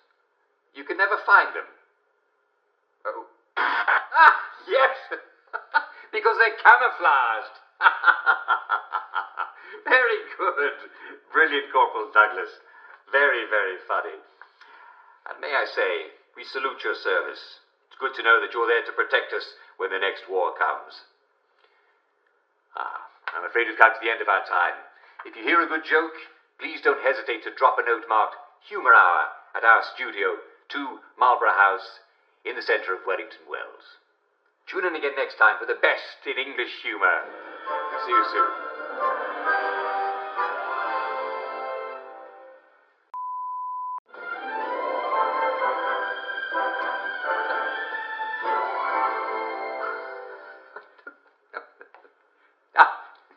Hello. Welcome to today's edition of Humour Hour, the show where you tell me jokes. Well, actually, I tell the jokes, but you send them in. And the first joke comes from Mr. Prentice Gibson of Clapperton Town. Mr. Gibson says, What do you call 3 downers at the bottom of the sea? Not enough downers. Very good. We're starting off very strong today, aren't we? This one is from Brian E. Titten of Collier's Lane.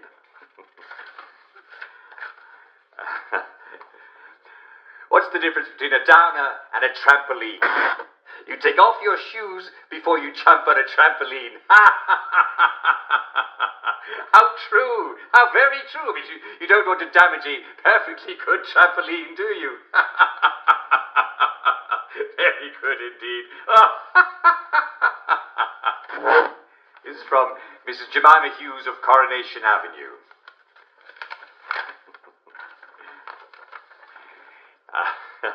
And her joke is, if you see a drowning downer, what do you throw him? I don't know, a brick? An anvil? Well, no, you can't very well throw an anvil, can you? What about a grenade? Well, no. Who has grenades these days? Answer, another downer! I told you it was good. That's wonderful. It's very good. You see, they both drown. And here's another one. How do you save a drowning downer? Answer, who cares?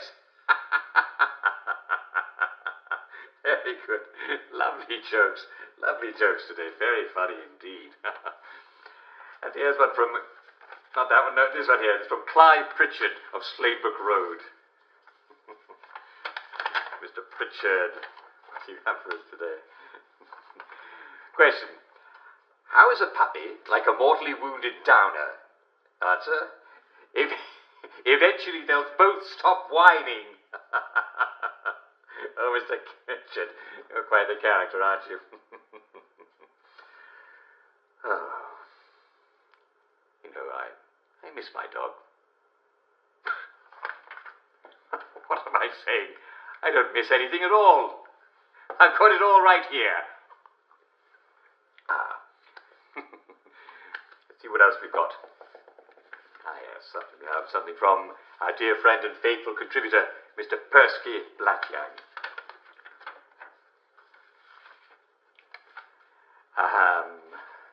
Yes, as you can tell from his name, Mr. Blackyoung isn't actually a real Englishman. He's an Afrikaner from South Africa, but he's doing his patriotic best to fit in. So, what do you have for us today, Mr. Blackyoung? Question. How is a downer like an apple? Answer. They both look good hanging from a tree. I'm not sure I get it. Oh, I see. Yes, very good. Hanging from a tree. And here's another one. What's the difference between a downer and a black plague? Well, one is a deadly organism that can destroy an entire city, and the other is a bacterium. Oh, very good. Well, I think it's going to be hard to top that one, but we must slog on, eh? It's one of our greatest English virtues. I have one here from Mr. Thomas Henchley of Longbottom Circle. What have you got for us, Mr. Henchley? Question. Why do we bury downers 20 feet underground? Answer. Because deep down, they're really nice people.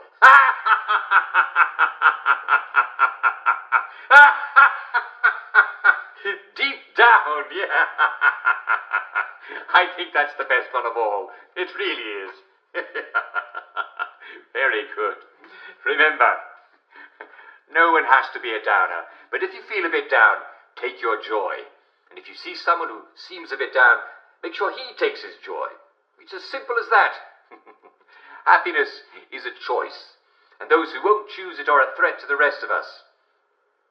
If you hear a good joke, please don't hesitate to drop a note marked Humour Hour at our studio, 2 Marlborough House in central Wellington Wells. Yes, I'm afraid we've got to the end of our time. Tune in again next time for the best in humour. See you soon.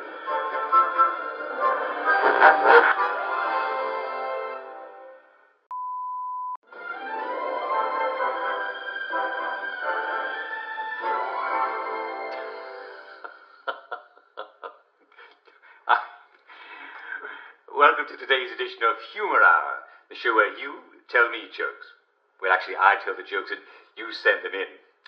And the first joke comes from Winston Smith of Basingstoke Road.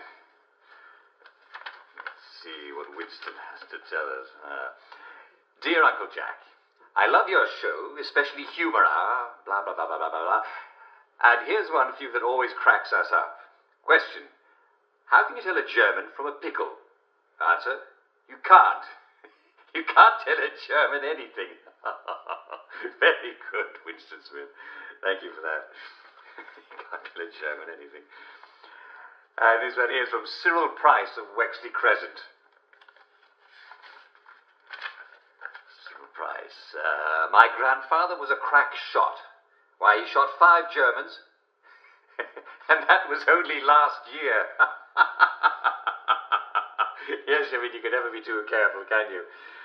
That's from Mr. Cyril Price of Wexley Crescent. Thank you, Cyril. It's very funny. Now, what do we have now? It's from Mr. Michael Tunbridge of Upper Stokely Road. Question. What did the German say as he pushed his brother off a cliff? Answer. Look, Mama. No hands.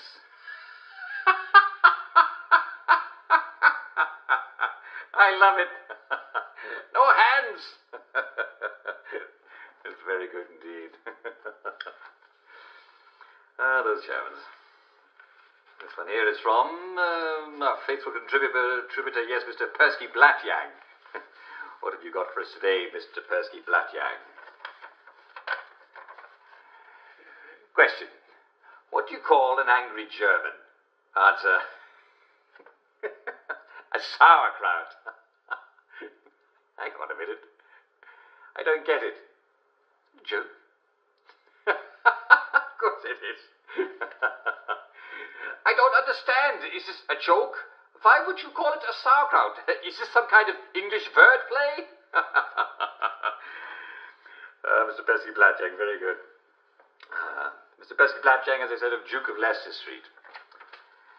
And this is from Mrs. Helen Corcoran of Orange Circle. What's the best way to start a German joke? Answer, by looking over your shoulder. Yes, that's very good, looking over your shoulder. It's funny and it's also very sound advice, eh? Here we have one from Mrs. Millie Dench from King's Head in Hamlin. Question. Question. What did the Germans say to the English clock that went tick, tick, tick? Answer. We have ways of making you talk. We have ways of making you talk. Isn't that good? I love it. Very good indeed. Well, I don't think we're really going to be able to top that one. If you do hear a good joke, don't hesitate to drop us a note marked Humour Hour at our studio, 2 Marlborough House, in the centre of Wellington Wells. And I'm afraid we've come to the end of our time. Tune in again next time for the best in humour. See you soon.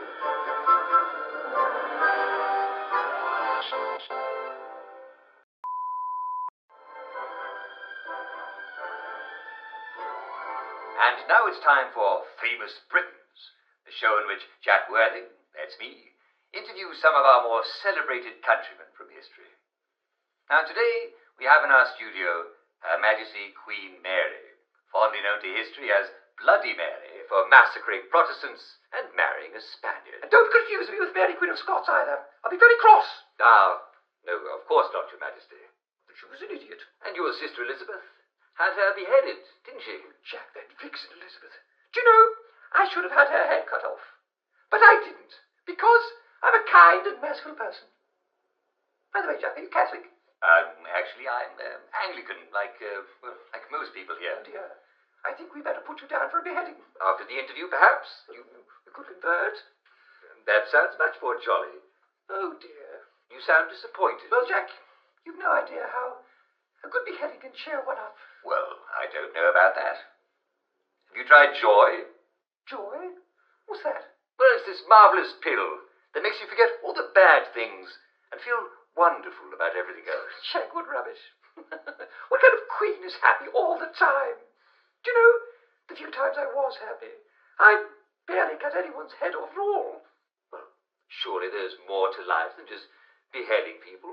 Well, we did try beheading goats for a while, but, well, it wasn't quite the same, was it? Well, what about fun and family and love?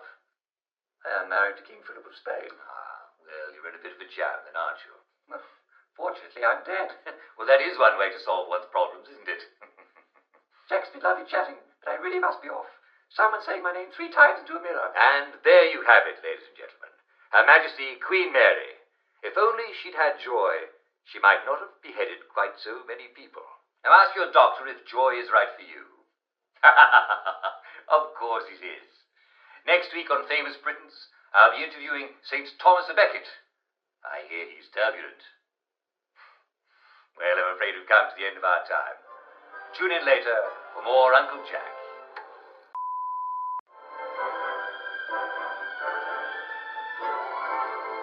And now it's time for Famous Britons, the show in which Jack Worthing, that's me, interviews some of our most celebrated countrymen.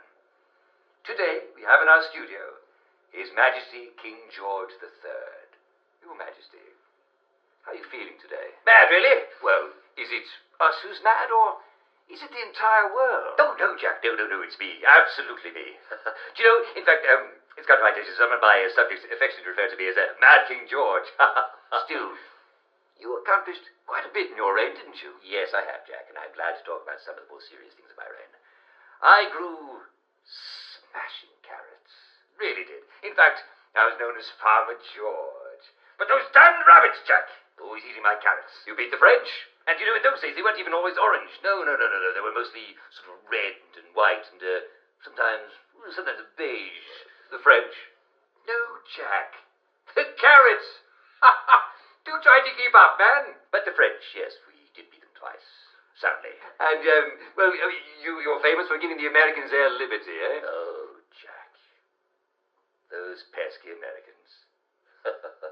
Any idiot can grow vegetables in the New World. You just chop down a tree and there's your farm. I mean, try doing that in the plot of land that's been farmed for 2,000 years. Good luck to you, man. But, Jack, the damned rabbits were always eating my lettuce. Well, you do sound a little upset. But I'm mad. I'm absolutely mad. Mad King George, barking. Have you tried joy? Joy? What's that? Well, it's this marvellous pill that makes you forget everything and think of all the wonderful things in life. Well, I wish I'd had some of that. I might not have been quite so mad. Well, there you have it, ladies and gentlemen. His Majesty King George III.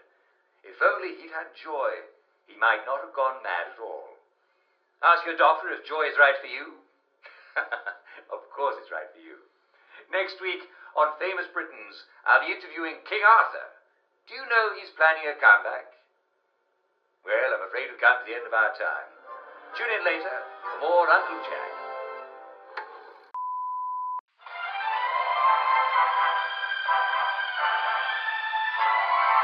And welcome to today's edition of Great English Victories, the show where the English win in the end. Today we're going to talk about the famous Battle of Agincourt. As you may know from Shakespeare's play, in 1415, King Henry V was at war with France.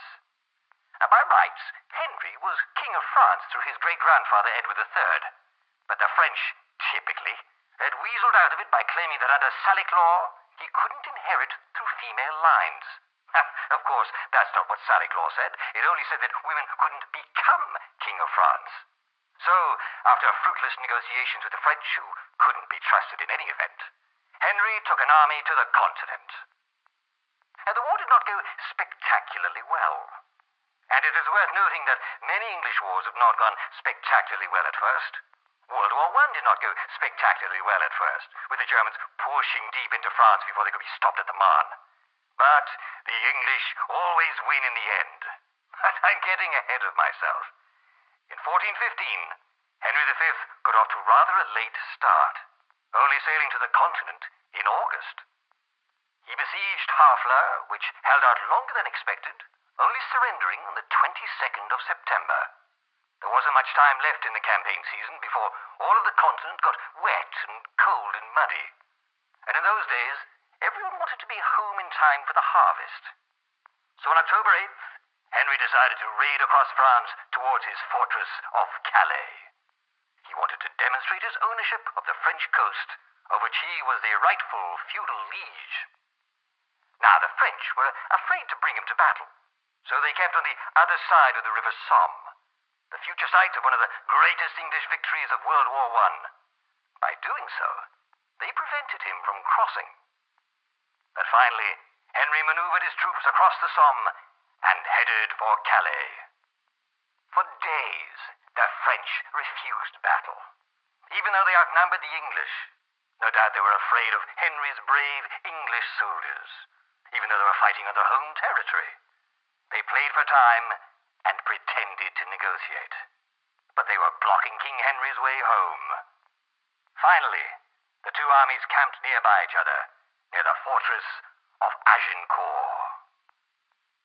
Even though Henry was outnumbered 6-1, he ordered his troops into battle the following day, on St. Crispin's Day, October 25th, 1415. I'm afraid we've come to the end of our time. Tomorrow night, I'll tell you all about how the brave English won the Battle of Agincourt.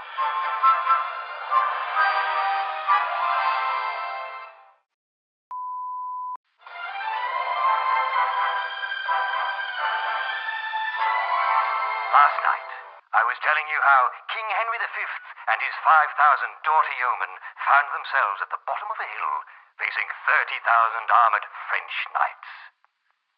The English were arrayed at the bottom of the hill. Now, you'd think that would be very dangerous with so many French cavalry at the top of the hill. But the French spent most of the morning not attacking. I imagine they were probably having croissants and combing their hair. So, Henry advanced. Imagine lowly yeoman archers advancing on armored cavalry. They moved into range and set up their stakes in the ground and proceeded to torment the French with arrows. Finally, the French lined up and charged down the hill. They expected to just sweep Henry's troops away. But instead, they ran into a deadly hailstorm of sharp English arrows. These bodkin arrows could pierce armor. Rank after rank of noble Frenchmen spurred their horses down the muddy hill, and each rank was torn apart by English arrows. The last rank could barely get down the hill, for their horses had so churned up the mud that they were wallowing in it. After they ran out of knights, the French did what they do best. They surrendered. Agincourt is one of the greatest English victories. Outnumbered and trapped, the English outfought 6 times their numbers and made it back home. The final peace treaty, years later, made Henry's son, Henry VI, the king not only of England, but France too.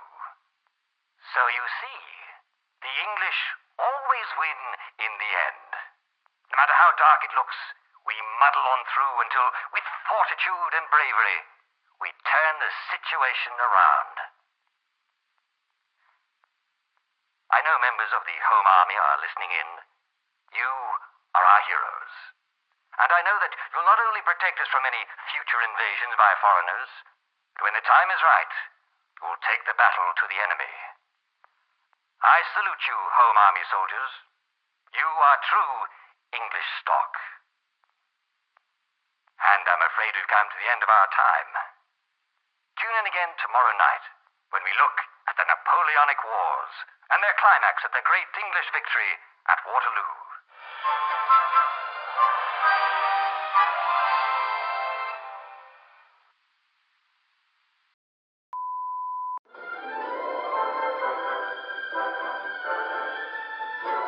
Ah, hello. Welcome to today's edition of That Tastes Amazing. What is it? This is the show where we help you expand your nutritional horizons. You know, you can eat a lot more things than you've ever dreamt of. And I'm here to show you what. Now, today we're going to talk about the wonderful world of flour extenders and bread substitutes. Of course, a lot of you are already using flour substitutes, and bread doesn't have to be made of wheat flour. Ground barley, for example, is scrumptious. And why wouldn't it be? Barley's the key ingredient in beer. Ha ha ha! Now I've got your attention, haven't I? Making beer is like making tea. You pour hot water over partly sprouted barley grains. But after all this beer tea, it's called wort, by the way, after it's been poured off to ferment into beer, well, there are bags and bags full of used barley. Now, can you believe that people used to feed spent mash to cows? What a waste! I mean, of course, it's not as yummy as it used to be, but there are still a few calories left. All you need to do is grind the used barley into flour in the kind of hand mill that you used to use for coffee beans. Now, if you've already sold your hand mill, barley can be pounded into flour with an ordinary mortar. Now, of course, that'll use and require a lot more elbow grease, like this, but it'll really build up those muscles. Now, once you've got your barley flour, you just jolly well mix it in with wheat flour. If you can get it, that is. See, flour provides the sticky gluten that holds bread together. So the more flour you can mix in, the better. Ideally, the proportions are 1 cup of barley to 1 cup of flour. However, if you really like the taste of barley, you can always mix in 2 cups to 1 cup of flour. It'll have a more crumbly or cake-like consistency. I love a crumble cake. Don't you? You can always eat it in a bowl with a spoon. After all, it's going to look the same when it comes out the other end, isn't it? Well, so much for used barley.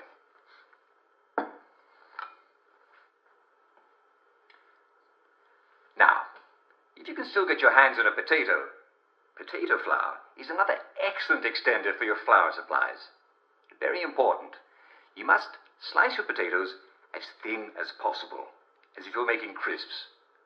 In fact, if you've got oil to fry them in, you can just skip making flour and go right to making crisps. Machine oil will do just as well as fat or grease. But if bread is what you're about, then slice your potato slices until you can break them with your hand. If your oven works, you can dry them in the oven, but a fireplace is just as good. Just make sure you dry them and don't actually cook them. The key is that you don't want a lot of water in your potato flour. Just move them a little bit away from the fire. Now, I'm not actually going to slice this potato because the drying process takes several hours and, well, we haven't got all day, have we? Oh, yes. I've got plans for you later, Mr. Potato. You've got a date with a hot pot full of boiling oil. Some people seem to think that sawdust is a good flour extender. Well, they're certainly using their English imaginations, aren't they?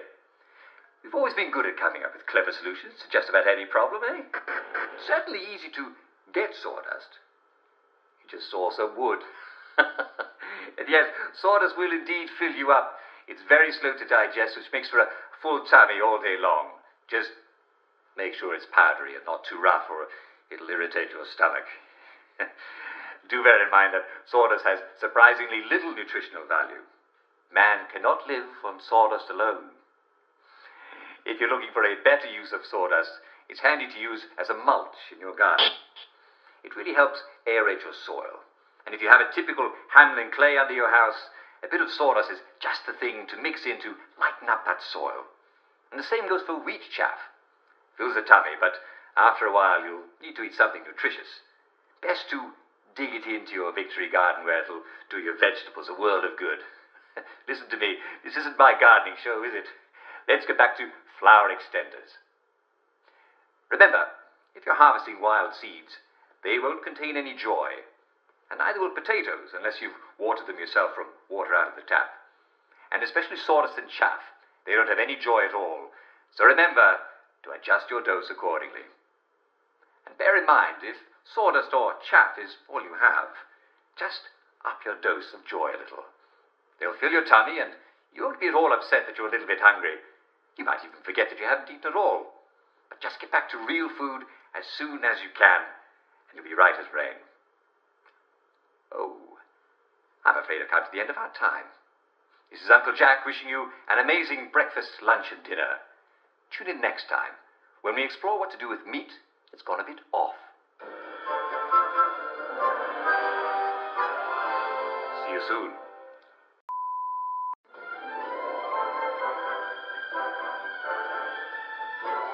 Ah, hello.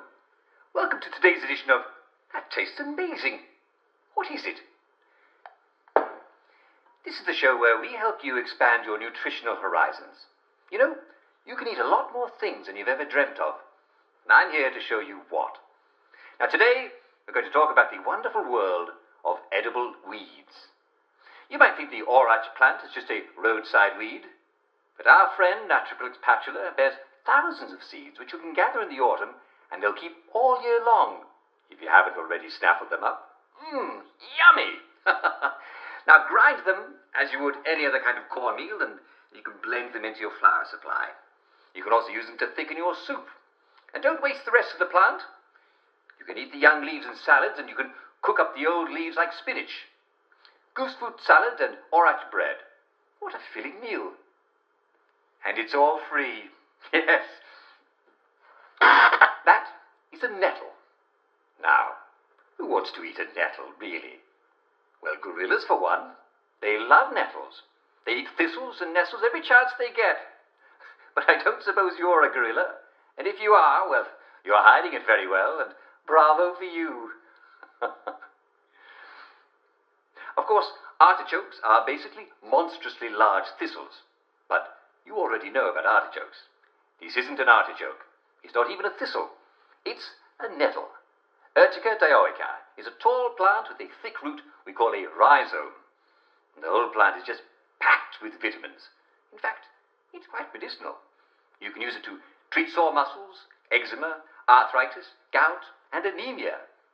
Though I doubt any of you have the gout, eh? That's the one thing about our present thrifty lifestyle as sailors, eh? Now, be careful, because this is called a stinging nettle for a reason. It's got lots of sharp, stinging, tiny hairs. And each of these tiny hairs is hollow and contains a drop of formic acid. That's what ants bite you with. And when the hair pierces your skin, it injects the acid. You'll have an annoying, burning sensation that can last for minutes or even days. And you won't have got it from anything fun, will you? No. So, best thing to do is to wear gloves. And if you do get stung, try rubbing the sting with the root of the plant. Might make the itch go away, and in any event, it'll make you look and feel rather clever. Then you're going to do one of two things once you've harvested it. You can cook it, or you can dry it. You probably don't like eating your vegetables dry, unless you're a cow, in which case you're hiding it very well. Bravo, you. And do let me know where you live so I can eat you up. Now, what you ought to do is cook it as you would cook spinach. In fact, it tastes a great deal like spinach, and did I mention that it's packed with vitamins? Yes, I did. Well, it is. You can also put it in soups and stews. The best leaves are the young, light green ones, but beggars can't be choosers. You can even make it into tea. But everyone knows you can eat weeds, and who hasn't eaten a yummy dandelion salad? Clover has a lovely lemony taste. You can eat it raw, but like all proper English food, it's much better if you boil it for at least half an hour. Chicory is best known as tea, but you can eat the whole plant. The young leaves you can eat raw, and the flowers make a great snack. And if you put the roots in a stew, it'll add flavour, bulk, vitamins, and calories. Sheep sorrel is a common weed like acid soil, like your common English bog. Don't eat too much of it, it's full of oxalates. But the leaves have a very nice tart flavour. Just remember, all of these plants are edible, especially if you boil them. And if you're not sure about a plant, just put it in a soup. A little of the wrong will almost never kill you, as long as you mix it in with lots of good stuff. Just eat a little at first, and if it doesn't upset your stomach, eat a little bit more the next time. Soon you'll be chowing down like a cow. But you're not a cow, or I'm coming to your house for dinner. I'm afraid we've come to the end of our time. This is Uncle Jack wishing you an amazing breakfast, lunch, and dinner. Tune in next time when we explore the fabulous world of edible insects. Did you know you can eat maggots? They're nutritious and scrumptious.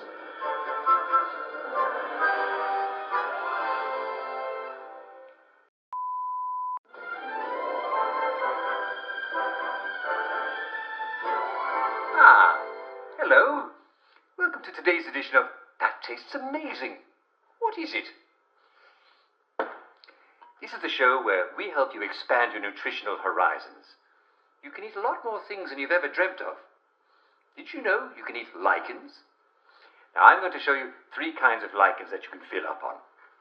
This is Palmontraba perlatum, your basic grey-green lichen. For some reason, it's also called black stoneflower. In India, it's called kalpasi. It grows on rocks and even stone houses all over Hamlin. Imagine being able to scrape a salad off the side of your own house. Wouldn't that make your life so much easier and cleverer? This is called reindeer lichen, or Cladonia rangiferina. As you might have guessed, it's very important food for reindeer, yes. However, we don't have any reindeer here in England, and we haven't had any since the last ice age, so I think they won't mind if you eat it. The best way to eat it is by drying it and then crushing it, then soaking it in hot water until it becomes soft. You can fry it up if you've got any grease or lard, in which case, lucky you. It's a bit acid, so it may give you a bit of a tummy ache, but that's miles better than starving, isn't it? And you can, if you can manage to use it as a green in a Victory meat sandwich, then, well, I think you'll be as right as rain. Our friend Cladonia has all sorts of medicinal values, for keeping you regular to a mild antiseptic quality. You can even use it to flavour your aquavit if you've got any left. Here's another lichen that people like to call moss. It's called Iceland moss, and guess where it's really common? Yes, Hamlin, that's where. What did you think I was going to say? Now, I've had some of this, and let me tell you, it is scrumptious. Well, all right.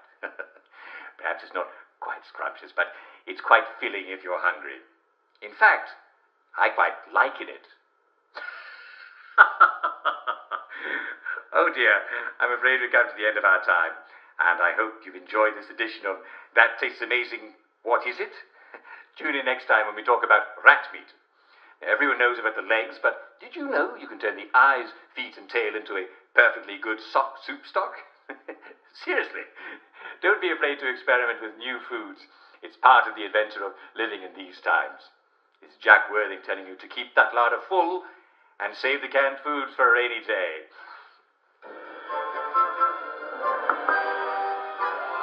I'll see you soon.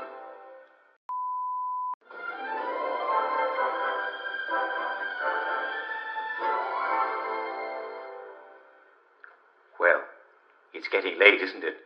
It's time for all good citizens to be getting ready to go to bed. You don't want to be out after dark, do you?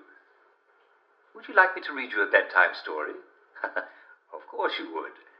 Well, curl up in front of the telly and Uncle Jack will tell you a story. Tonight's story is called Goldilocks and the Three Bears. Once upon a time, there were 3 bears who lived in a house in the woods. They were called Henry Bear, Jane Bear, and Jane's father, old Edward Bear. They had barely enough food to feed themselves, but it was enough. Every morning, Henry Bear had a big bowl of porridge because he was big, and Jane had a medium-sized bowl because she was medium-sized, and old Edward Bear had a small bowl, for though he was wise, he was tiny and needed to preserve his strength, and he didn't need to eat that much either. And Henry had a big chair, and Jane had a medium-sized chair, and old Edward had a small chair that was padded and very comfortable. And each of them had a bed to sleep in, a small bed for old Edward Bear, and a medium-sized bed for Jane Bear, and a big bed for Henry Bear.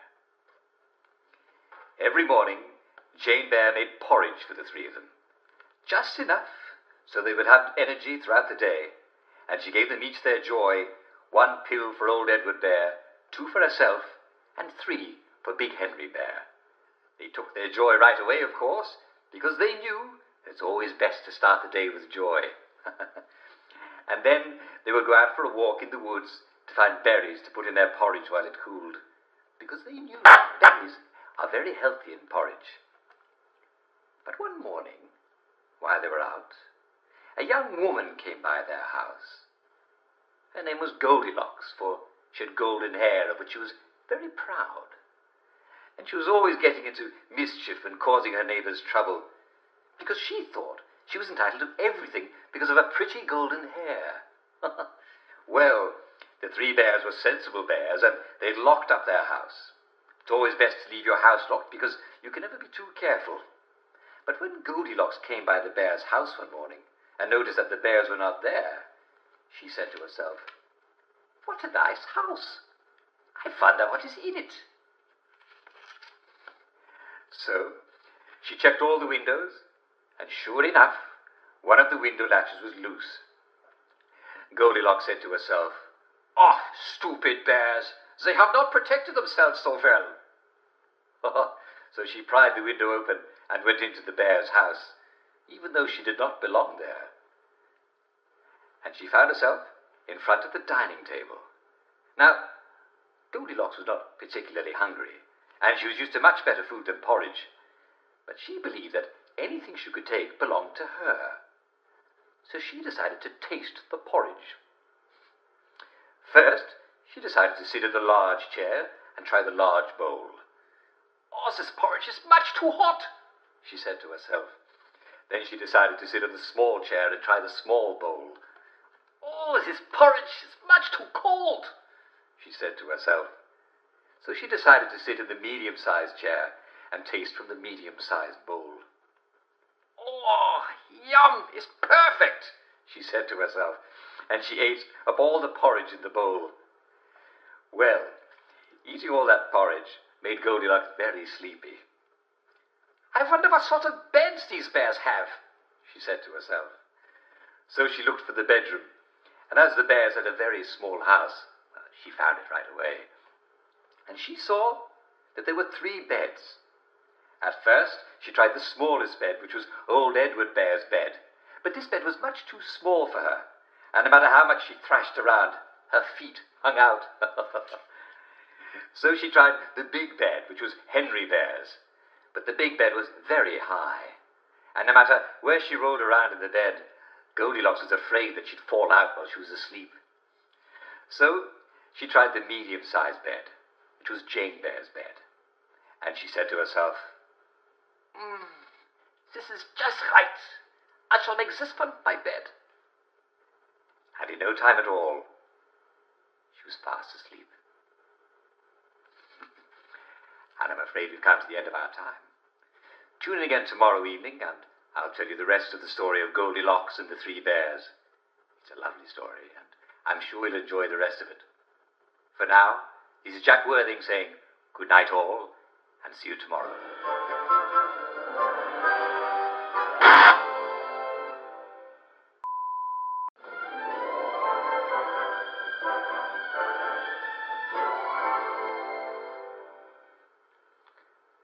Well, it's getting late, isn't it?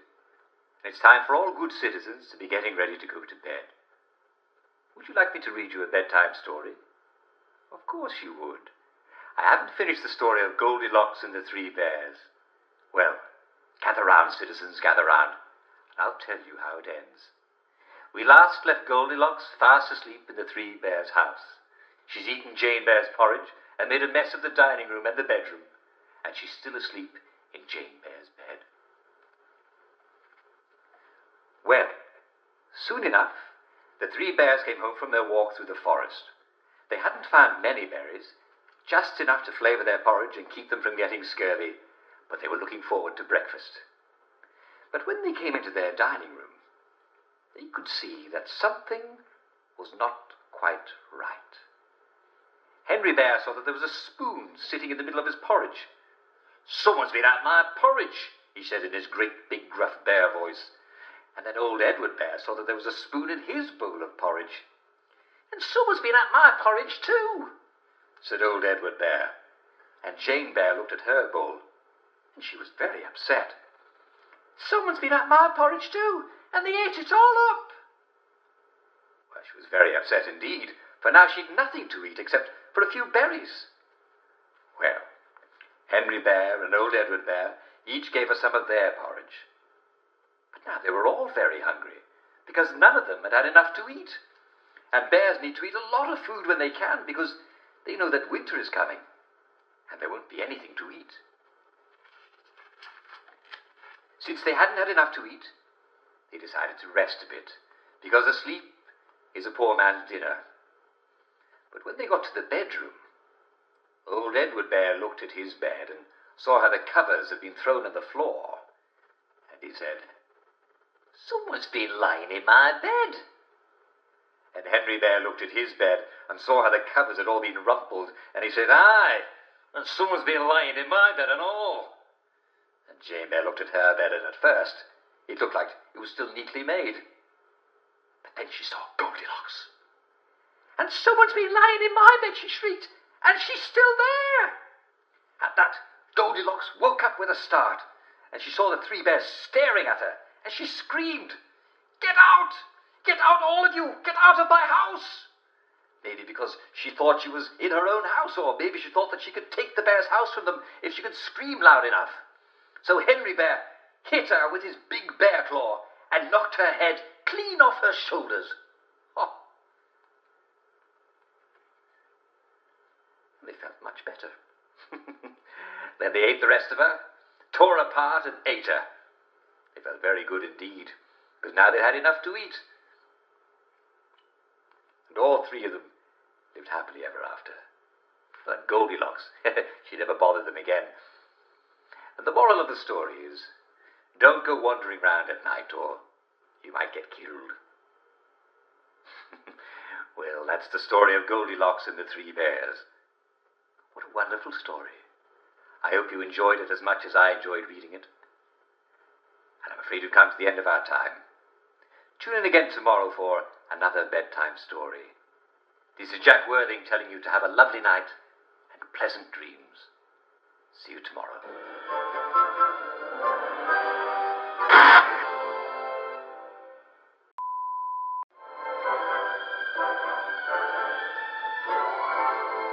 Well, it's getting late, isn't it?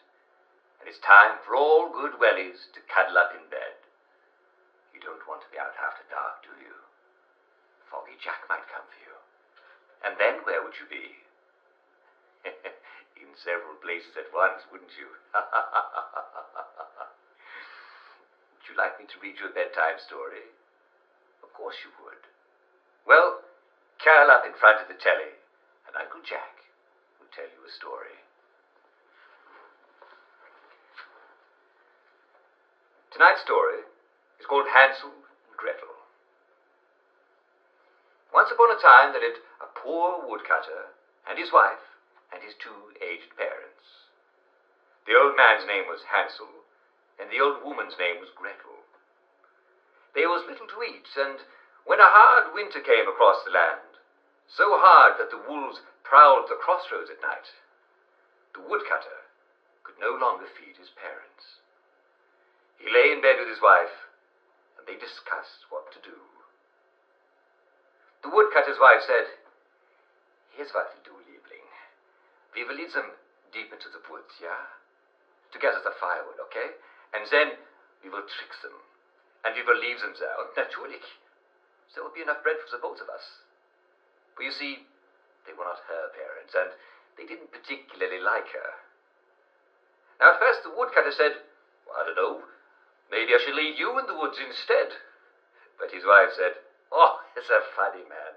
No, they are old and they do not work anymore, okay?" And the woodcutter had to admit, she had a point. What the woodcutter did not know was that his parents had overheard the entire conversation, for they had very good hearing for old people, and they'd not been sleeping well. And Hansel said to Gretel, "Our son's going to leave us in the woods to starve. What shall we do?" Gretel said, "Let us gather bright pebbles by the light of the moon." The next day at dawn, the woodcutter and his wife led his parents deep, deep into the woods, deeper than they'd ever gone to cut firewood. The wife made a fire for them and said, "Rest by the fire while we chop some wood." And soon enough, they heard the sound of chopping. Hansel and Gretel thought perhaps their son had not left them after all. But late in the evening, the wind died down, and so did the sound of chopping. For it was only a branch that the woodcutter had rigged to bang against a tree in the wind. But Hansel and Gretel, they dropped bright pebbles all along the path into the woods, and they were able to follow them all the way back to the woodcutter's house, which had been their house when they raised him. When they came to the door, the woodcutter's wife, well, she was alarmed to see them. "You wicked people! Your son has been crying ever since you left him. He thought you did not want to come back." That night the woodcutter told his wife, "It's a gift from God. We don't have to leave my parents in the woods after all."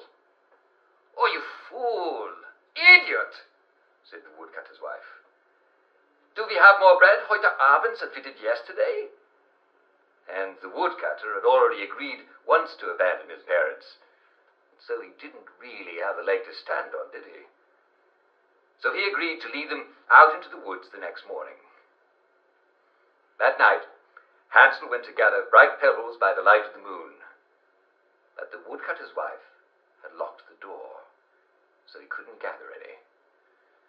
In the morning, Hansel begged his son for a crust of bread to eat on the forest path, but he did not eat it. Instead, as his son led him deep into the woods, he broke off small bits and dropped them on the forest path. All along the way, Hansel spoke to his son of happier days, when they both had been young and the land was fat. He was hoping to soften his son's heart, and the woodcutter, well, he smiled and nodded. For when you're going to kill a man, it costs nothing to be polite. And again, the woodcutter's wife made them a fire and made them lie down and rest by it, while the woodcutter and his wife went into the forest to chop wood. But they heard no branch banging against a tree, for the time was past for pretenses. Hansel said to Gretel, "Let us find our way home before night falls, because it's very cold and they're not coming back for us." And I'm afraid we've come to the end of our time. We'll have to continue this delightful story tomorrow night. Did Hansel and Gretel find their way home? And did the woodcutter welcome them back? And did they all live happily ever after? I hope not. What kind of fairy tale do you think this is? Tune in tomorrow to find out.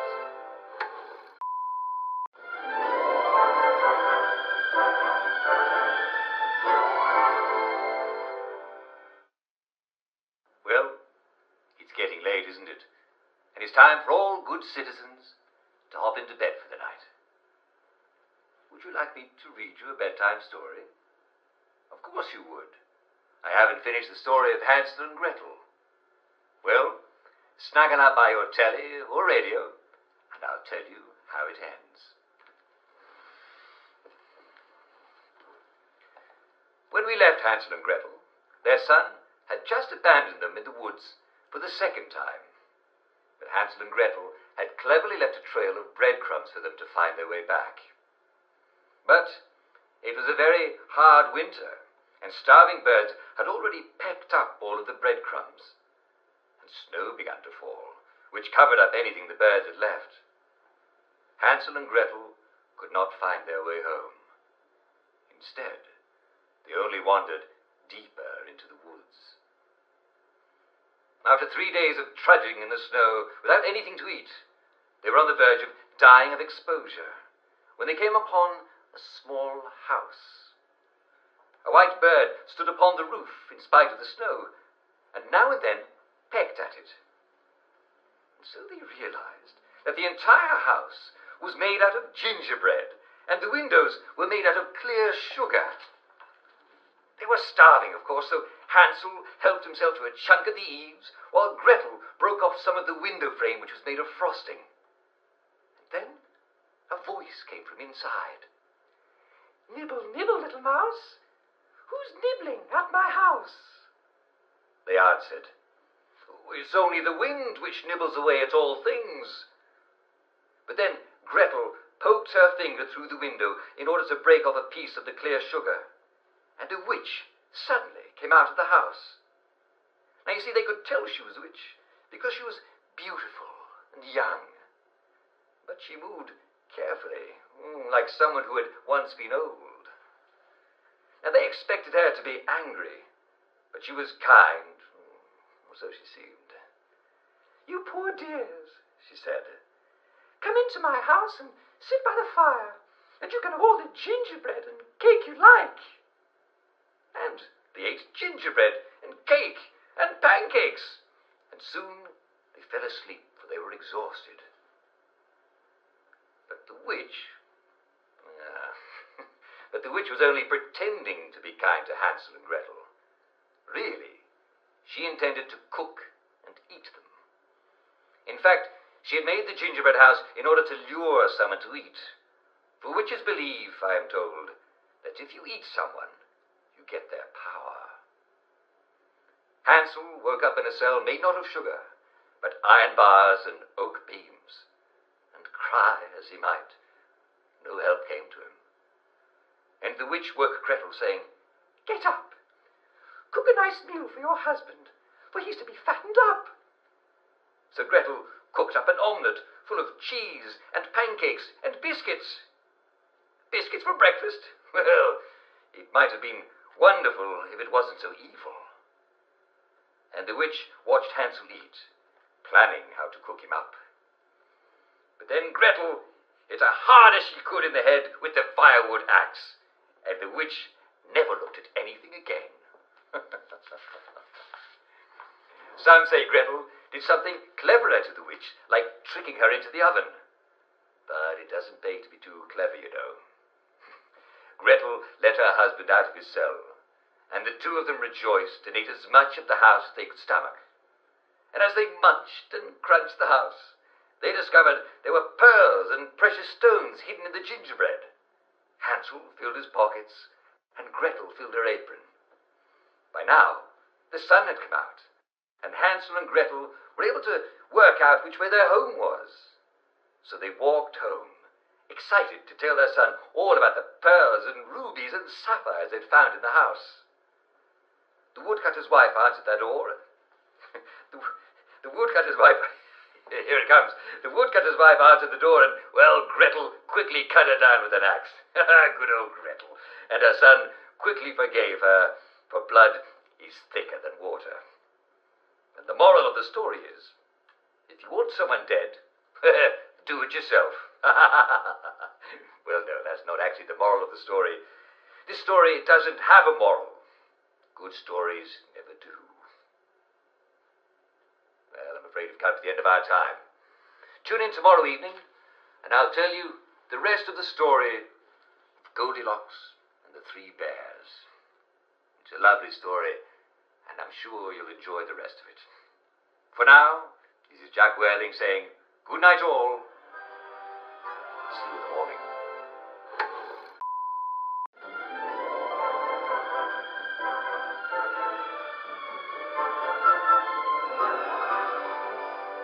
Well, it's getting late, isn't it?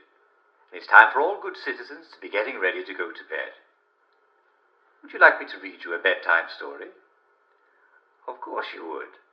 Well, sit down next to the fire, if you've got one, and wrap a blanket around yourselves, and I'll tell you something that happened. Tonight's story is called The Pied Piper, and some people say it actually took place, and some people say it actually took place in our very own Hamelin. But who knows? The past is deep and dark and filled with mists and strange things that move in the night. It's best not to go into it.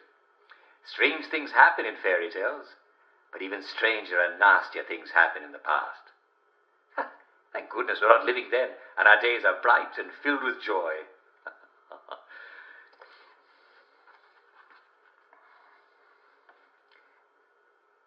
Once upon a time, there was a town called Hamelin. It wasn't the name of the town. That's just what it was called. It was a happy town, full of rich merchants and hard-working smiths and beautiful girls and jovial lads. But awful things can happen to good people. And little did the people of Hamelin know, but dark times were coming. There was a hard winter when wolves came down from the hills and attacked the sheep. And the wolves brought crows which would wait for the sight of rotting meat and then descend in swarms. And some said, though no one ever saw it, that the crows did not always wait for death. And some said it was not only wolves who were murdering animals out in the fields. The crows knew that they only said caw. But if the winter was hard, the summer was harder still. For the summer brought rats. They came onto the beaches from a ship that had sailed from France. At first there were just a few, but soon there were hundreds of rats, then thousands of them. They swarmed into the town, and they said to themselves in their rat speech, "Here is a rich town. Let us eat everything we can." So they ate the grain, they chewed their way into cupboards to eat the cheese, they even ate chickens when they could quarter them. Nothing was safe. The villagers, well, they were at their wits' end. If you can kill one rat, you can set traps for 12 rats. But who can kill 1,000 rats? As long as there are 2 rats, in weeks there'll be dozens. And in weeks after that, there will be thousands again. The villagers were in despair. But one day, a tall man came to town. He was a piper. He played a pipe. So they called him the Pied Piper, for he wore a coat of many colours. He was not very good at playing the pipes, but when the villagers told him to stop playing, he told them, "Although I'm not very good at playing to entertain people, I know what to play to rats." Well, who would play music for rats, you ask? Well, the piper never explained, but he offered the town to pipe their rats away. He said, "It'll cost you a great deal of money. But I promise you, when it's all over, there will be no more rats." He even promised that if he left a single rat, they need pay him nothing. Now, the villagers of Hamelin were not poor, but they liked their money.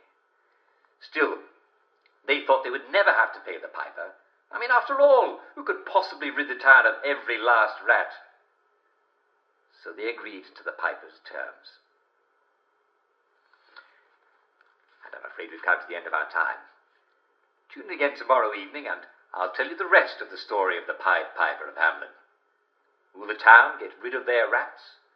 And how will they pay the piper? It's a lovely story, and I'm sure you'll enjoy how it ends. For now, this is Jack Worthing saying good night all, and see you tomorrow.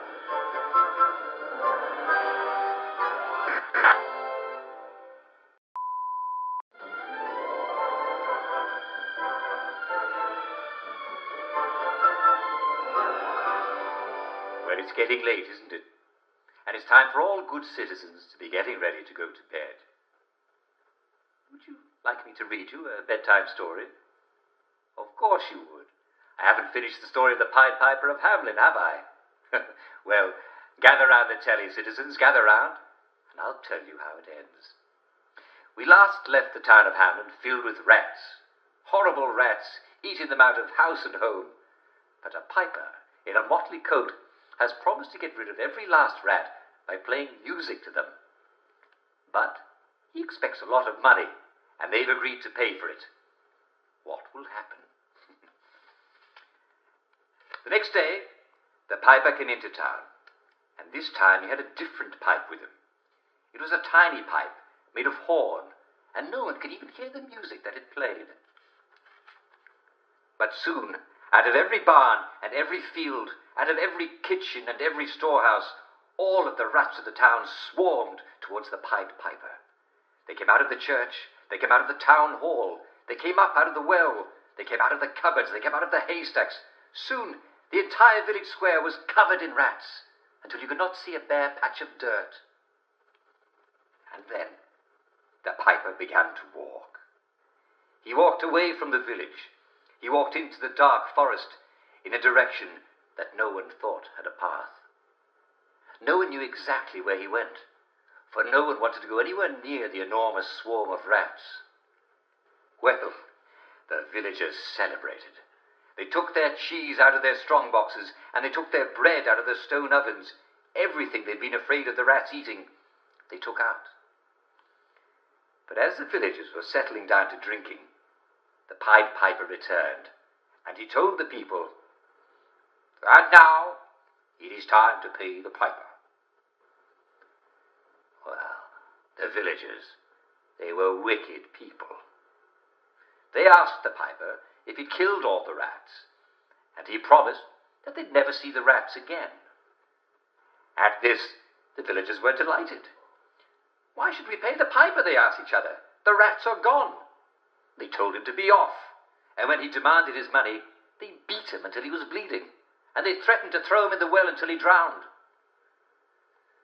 The piper left, and they thought that they'd never see him again. But the next morning, the piper was back. This time, he had a very large, long pipe made out of long, long bone. You could still see the bruises on his face as he walked into the village square. But he did not seem afraid. He did not seem like a man who could ever be afraid. The villagers gathered to warn him off. Hadn't he had enough punishment? Be off with him? But then he began to play his long bone pipe. The sounds were so low that no one could hear him. But they were all struck dumb, and they found that they could not move to strike the piper, nor could they leave. And out of every house came every villager who was not already in the town square, out of the church, and out of the town hall, and out of the pub, and out of the baker's, and out of the cheese shop. Even the lame smith limped from his forge to the town square. And then the piper began to walk. He walked away from the village. He walked into the dark forest in a direction that no one thought had a path. And the villagers all followed him. Only the lame smith couldn't keep up, although he tried his best. And it's a good thing too, for otherwise we'd never know what happened. For the villagers disappeared into the dark woods. The smith lost all track of them.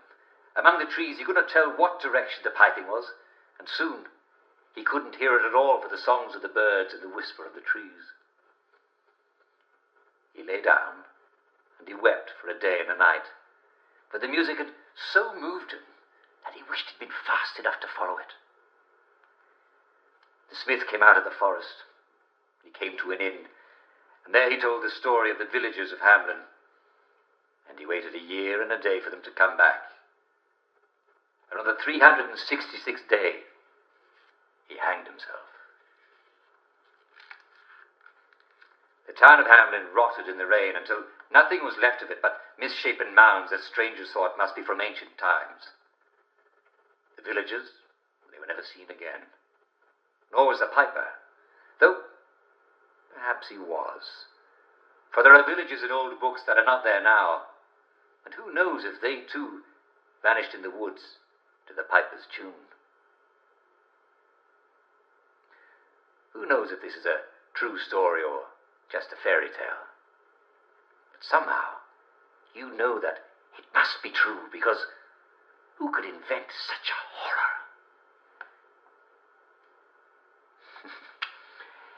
That's the story of the Pied Piper of Hamelin. What a wonderful story. I hope you enjoyed hearing it as much as I enjoyed telling it. And remember, stay at home at night or terrible things may happen in the dark. And I'm afraid we've come to the end of our time. Tune in again tomorrow for another bedtime story. Good night all. See you tomorrow.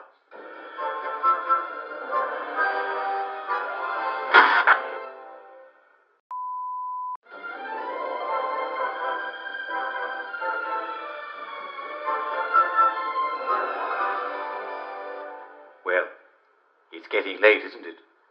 And it's time for all good citizens to be getting ready to go to bed. Would you like me to read you a bedtime story? Of course you would. Well, gather round, citizens, gather round, and I'll tell you a bedtime story. Tonight's story is called Little Red Riding Hood.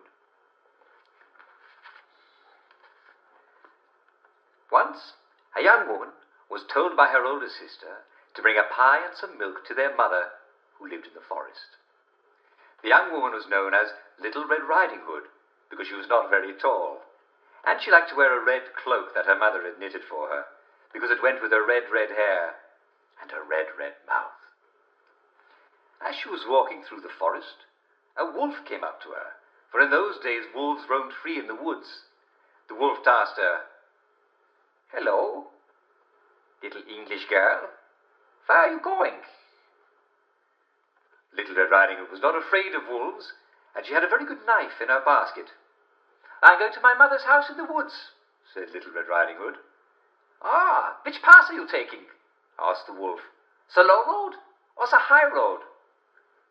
"The low road," said Little Red Riding Hood, for it was the shortest. "Ah, then we must part ways," said the wolf, "for I'm taking the high road." And Little Red Riding Hood took the low road, and the wolf took the high road. But the wolf could travel very fast when he wanted to. And though he was travelling on the high road, running up and down the ridges overlooking the forest, he reaches Little Red Riding Hood's mother's house long before Little Red Riding Hood was even in shouting distance, and while the sun was still high in the sky. "Knock, knock," said the wolf in a not very good imitation of Little Red Riding Hood's voice. "Who's there?" asked Little Red Riding Hood's mother. "It's the Little Red Riding Hood," said the wolf. "Well, you don't sound a little bit like my daughter," said Little Red Riding Hood's mother. I'm hoarse and out of breath, for I've been running away from the wolf who lives in the forest. Please, let me in, because I can see him coming for me." "Oh, no," said the wolf. "Well, you'd better come inside," said Little Red Riding Hood's mother, and she opened the door. And the wolf quickly cut her throat and poured her blood into a bottle. He ate most of her, but saved some of the juiciest cuts. These he sliced onto a platter, but he was very good with a knife, even for a wolf. Then the wolf put on the mother's pajamas and got into bed. I'm afraid we've come to the end of our time. Tune in tomorrow evening, and I'll tell you the rest of the story of Little Red Riding Hood. It's a lovely story, and I'm sure you'll enjoy the rest of it. For now, this is Jack Worthing saying good night all, and I'll see you tomorrow.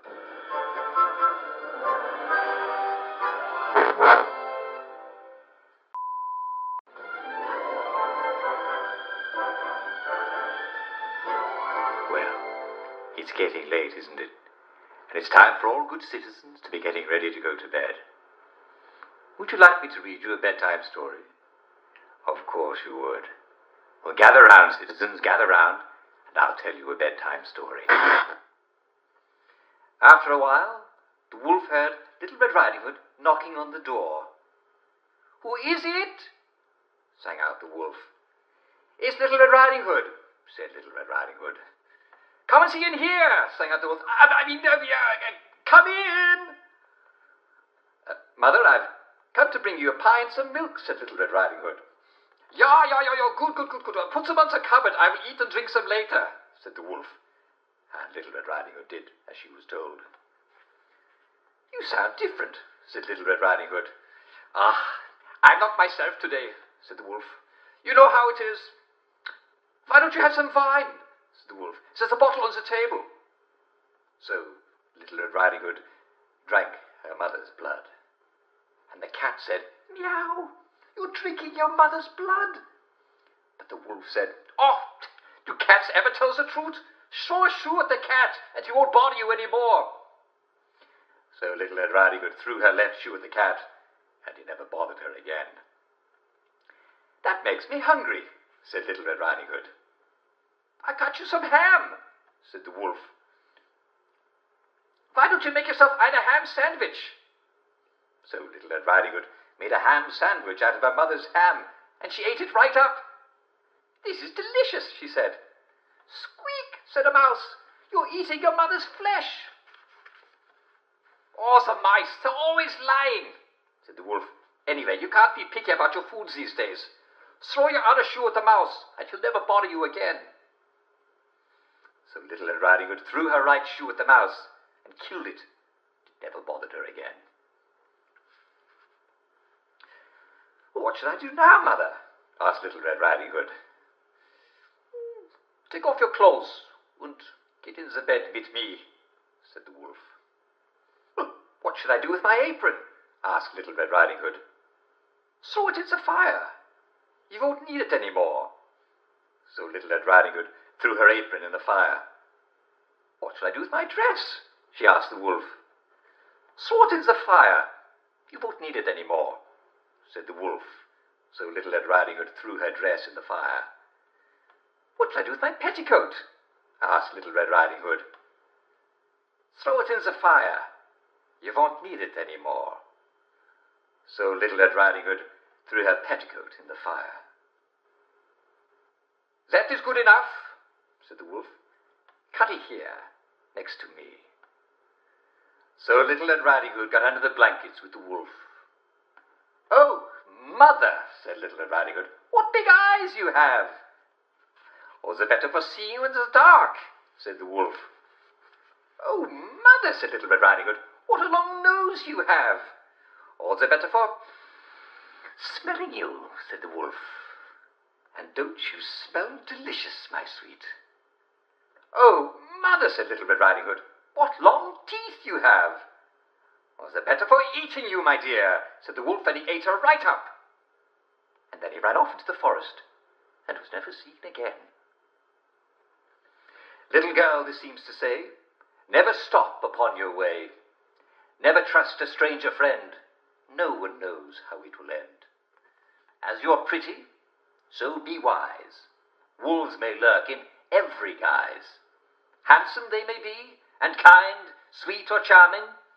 Never mind. Now as then, 'tis simple truth. Sweetest tongue hath sharpest tooth.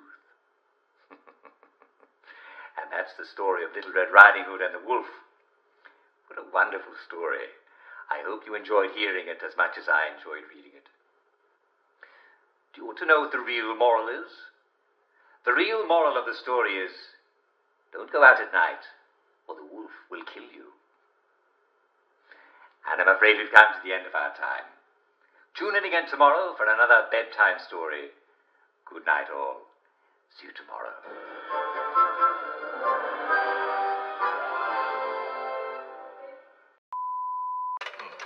I'm sure I had it right here. Do you know, there are times you can actually take a little too much joy and, well, then you can't remember where anything is, can you? Ah, yes. Here it is.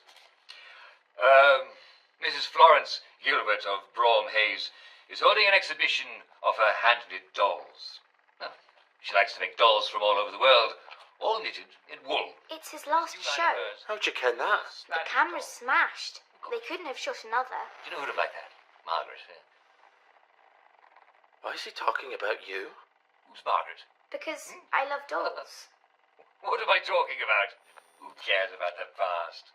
Well, listen, do drop by to see these fabulous dolls at Mrs. Florence Gilbert's. Poor thing. Poor thing? She loved dolls, you know. She had dozens of them. They're from all over. I can assure you that there's absolutely no truth to the silly rumour that the food is running out. How does he know about your dolls? However, it is true that there's a brand new flavour of joy.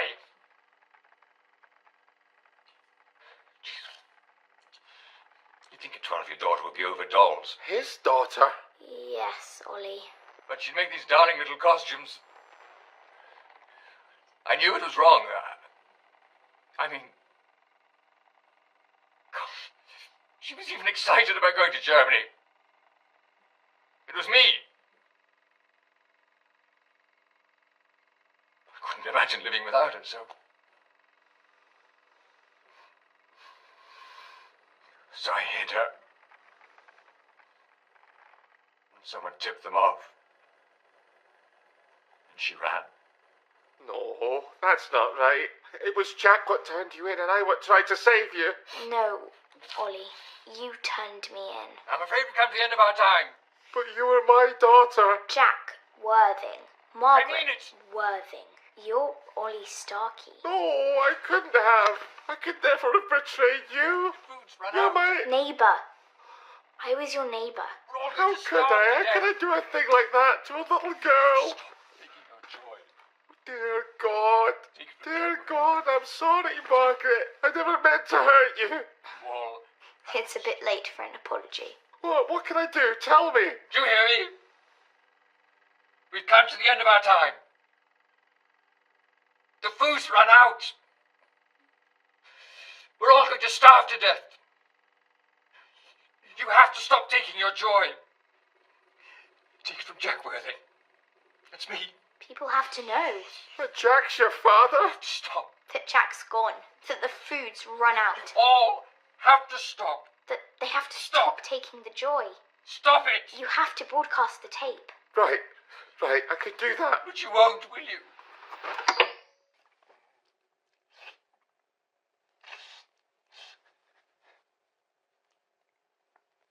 It's not going away. It isn't. It's not going away.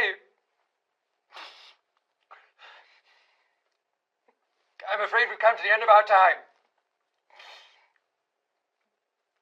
Do you hear me?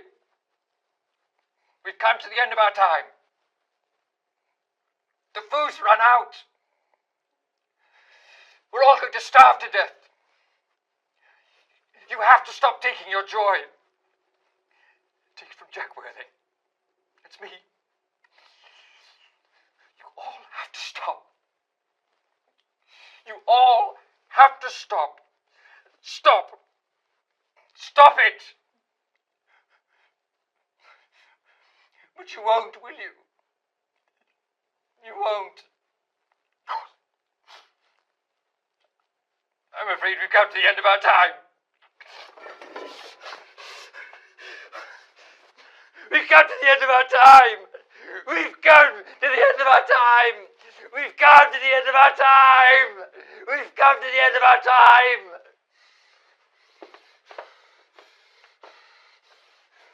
We've come to the end of our time. We've come to the end of our time.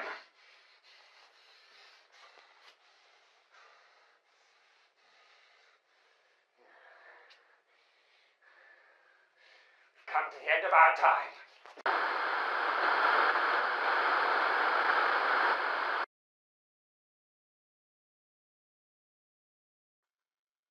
I'm sure I had it right here. Sometimes, you take a little too much joy and you can't remember where anything is. Ah, yes, here it is. I knew it. Mrs. Florence Gilbert of Brougham Hayes is holding an exhibition of her hand-knit dolls. She likes to make dolls from all over the world, all knitted in wool. And this new line of hers is all Spanish dolls. You don't want to be like that. Margaret. Who's Margaret? God, what on earth am I talking about? Everybody likes dolls. What do you call a dozen downers at the bottom of a river?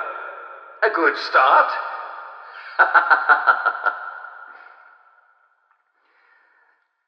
I was very young, to be a father. My parents were gone.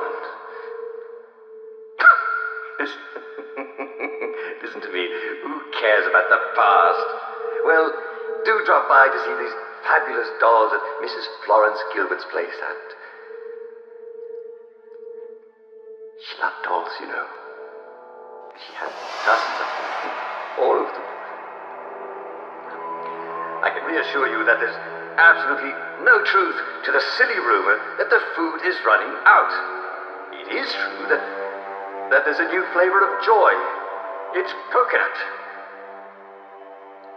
You'd think at 12, her daughter would be over dolls. But she had costumes for them.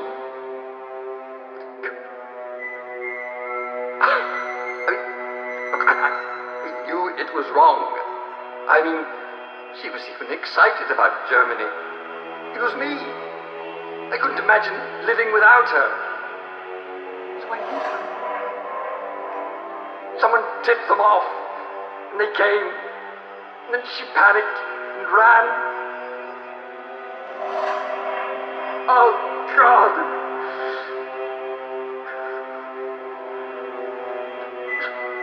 It's not going away.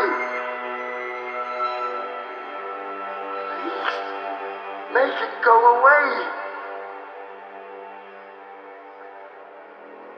I'm afraid we've come to the end of our time. Do you hear me? We've come to the end of our time. We've come to the end of our time. We've come to the end of our time.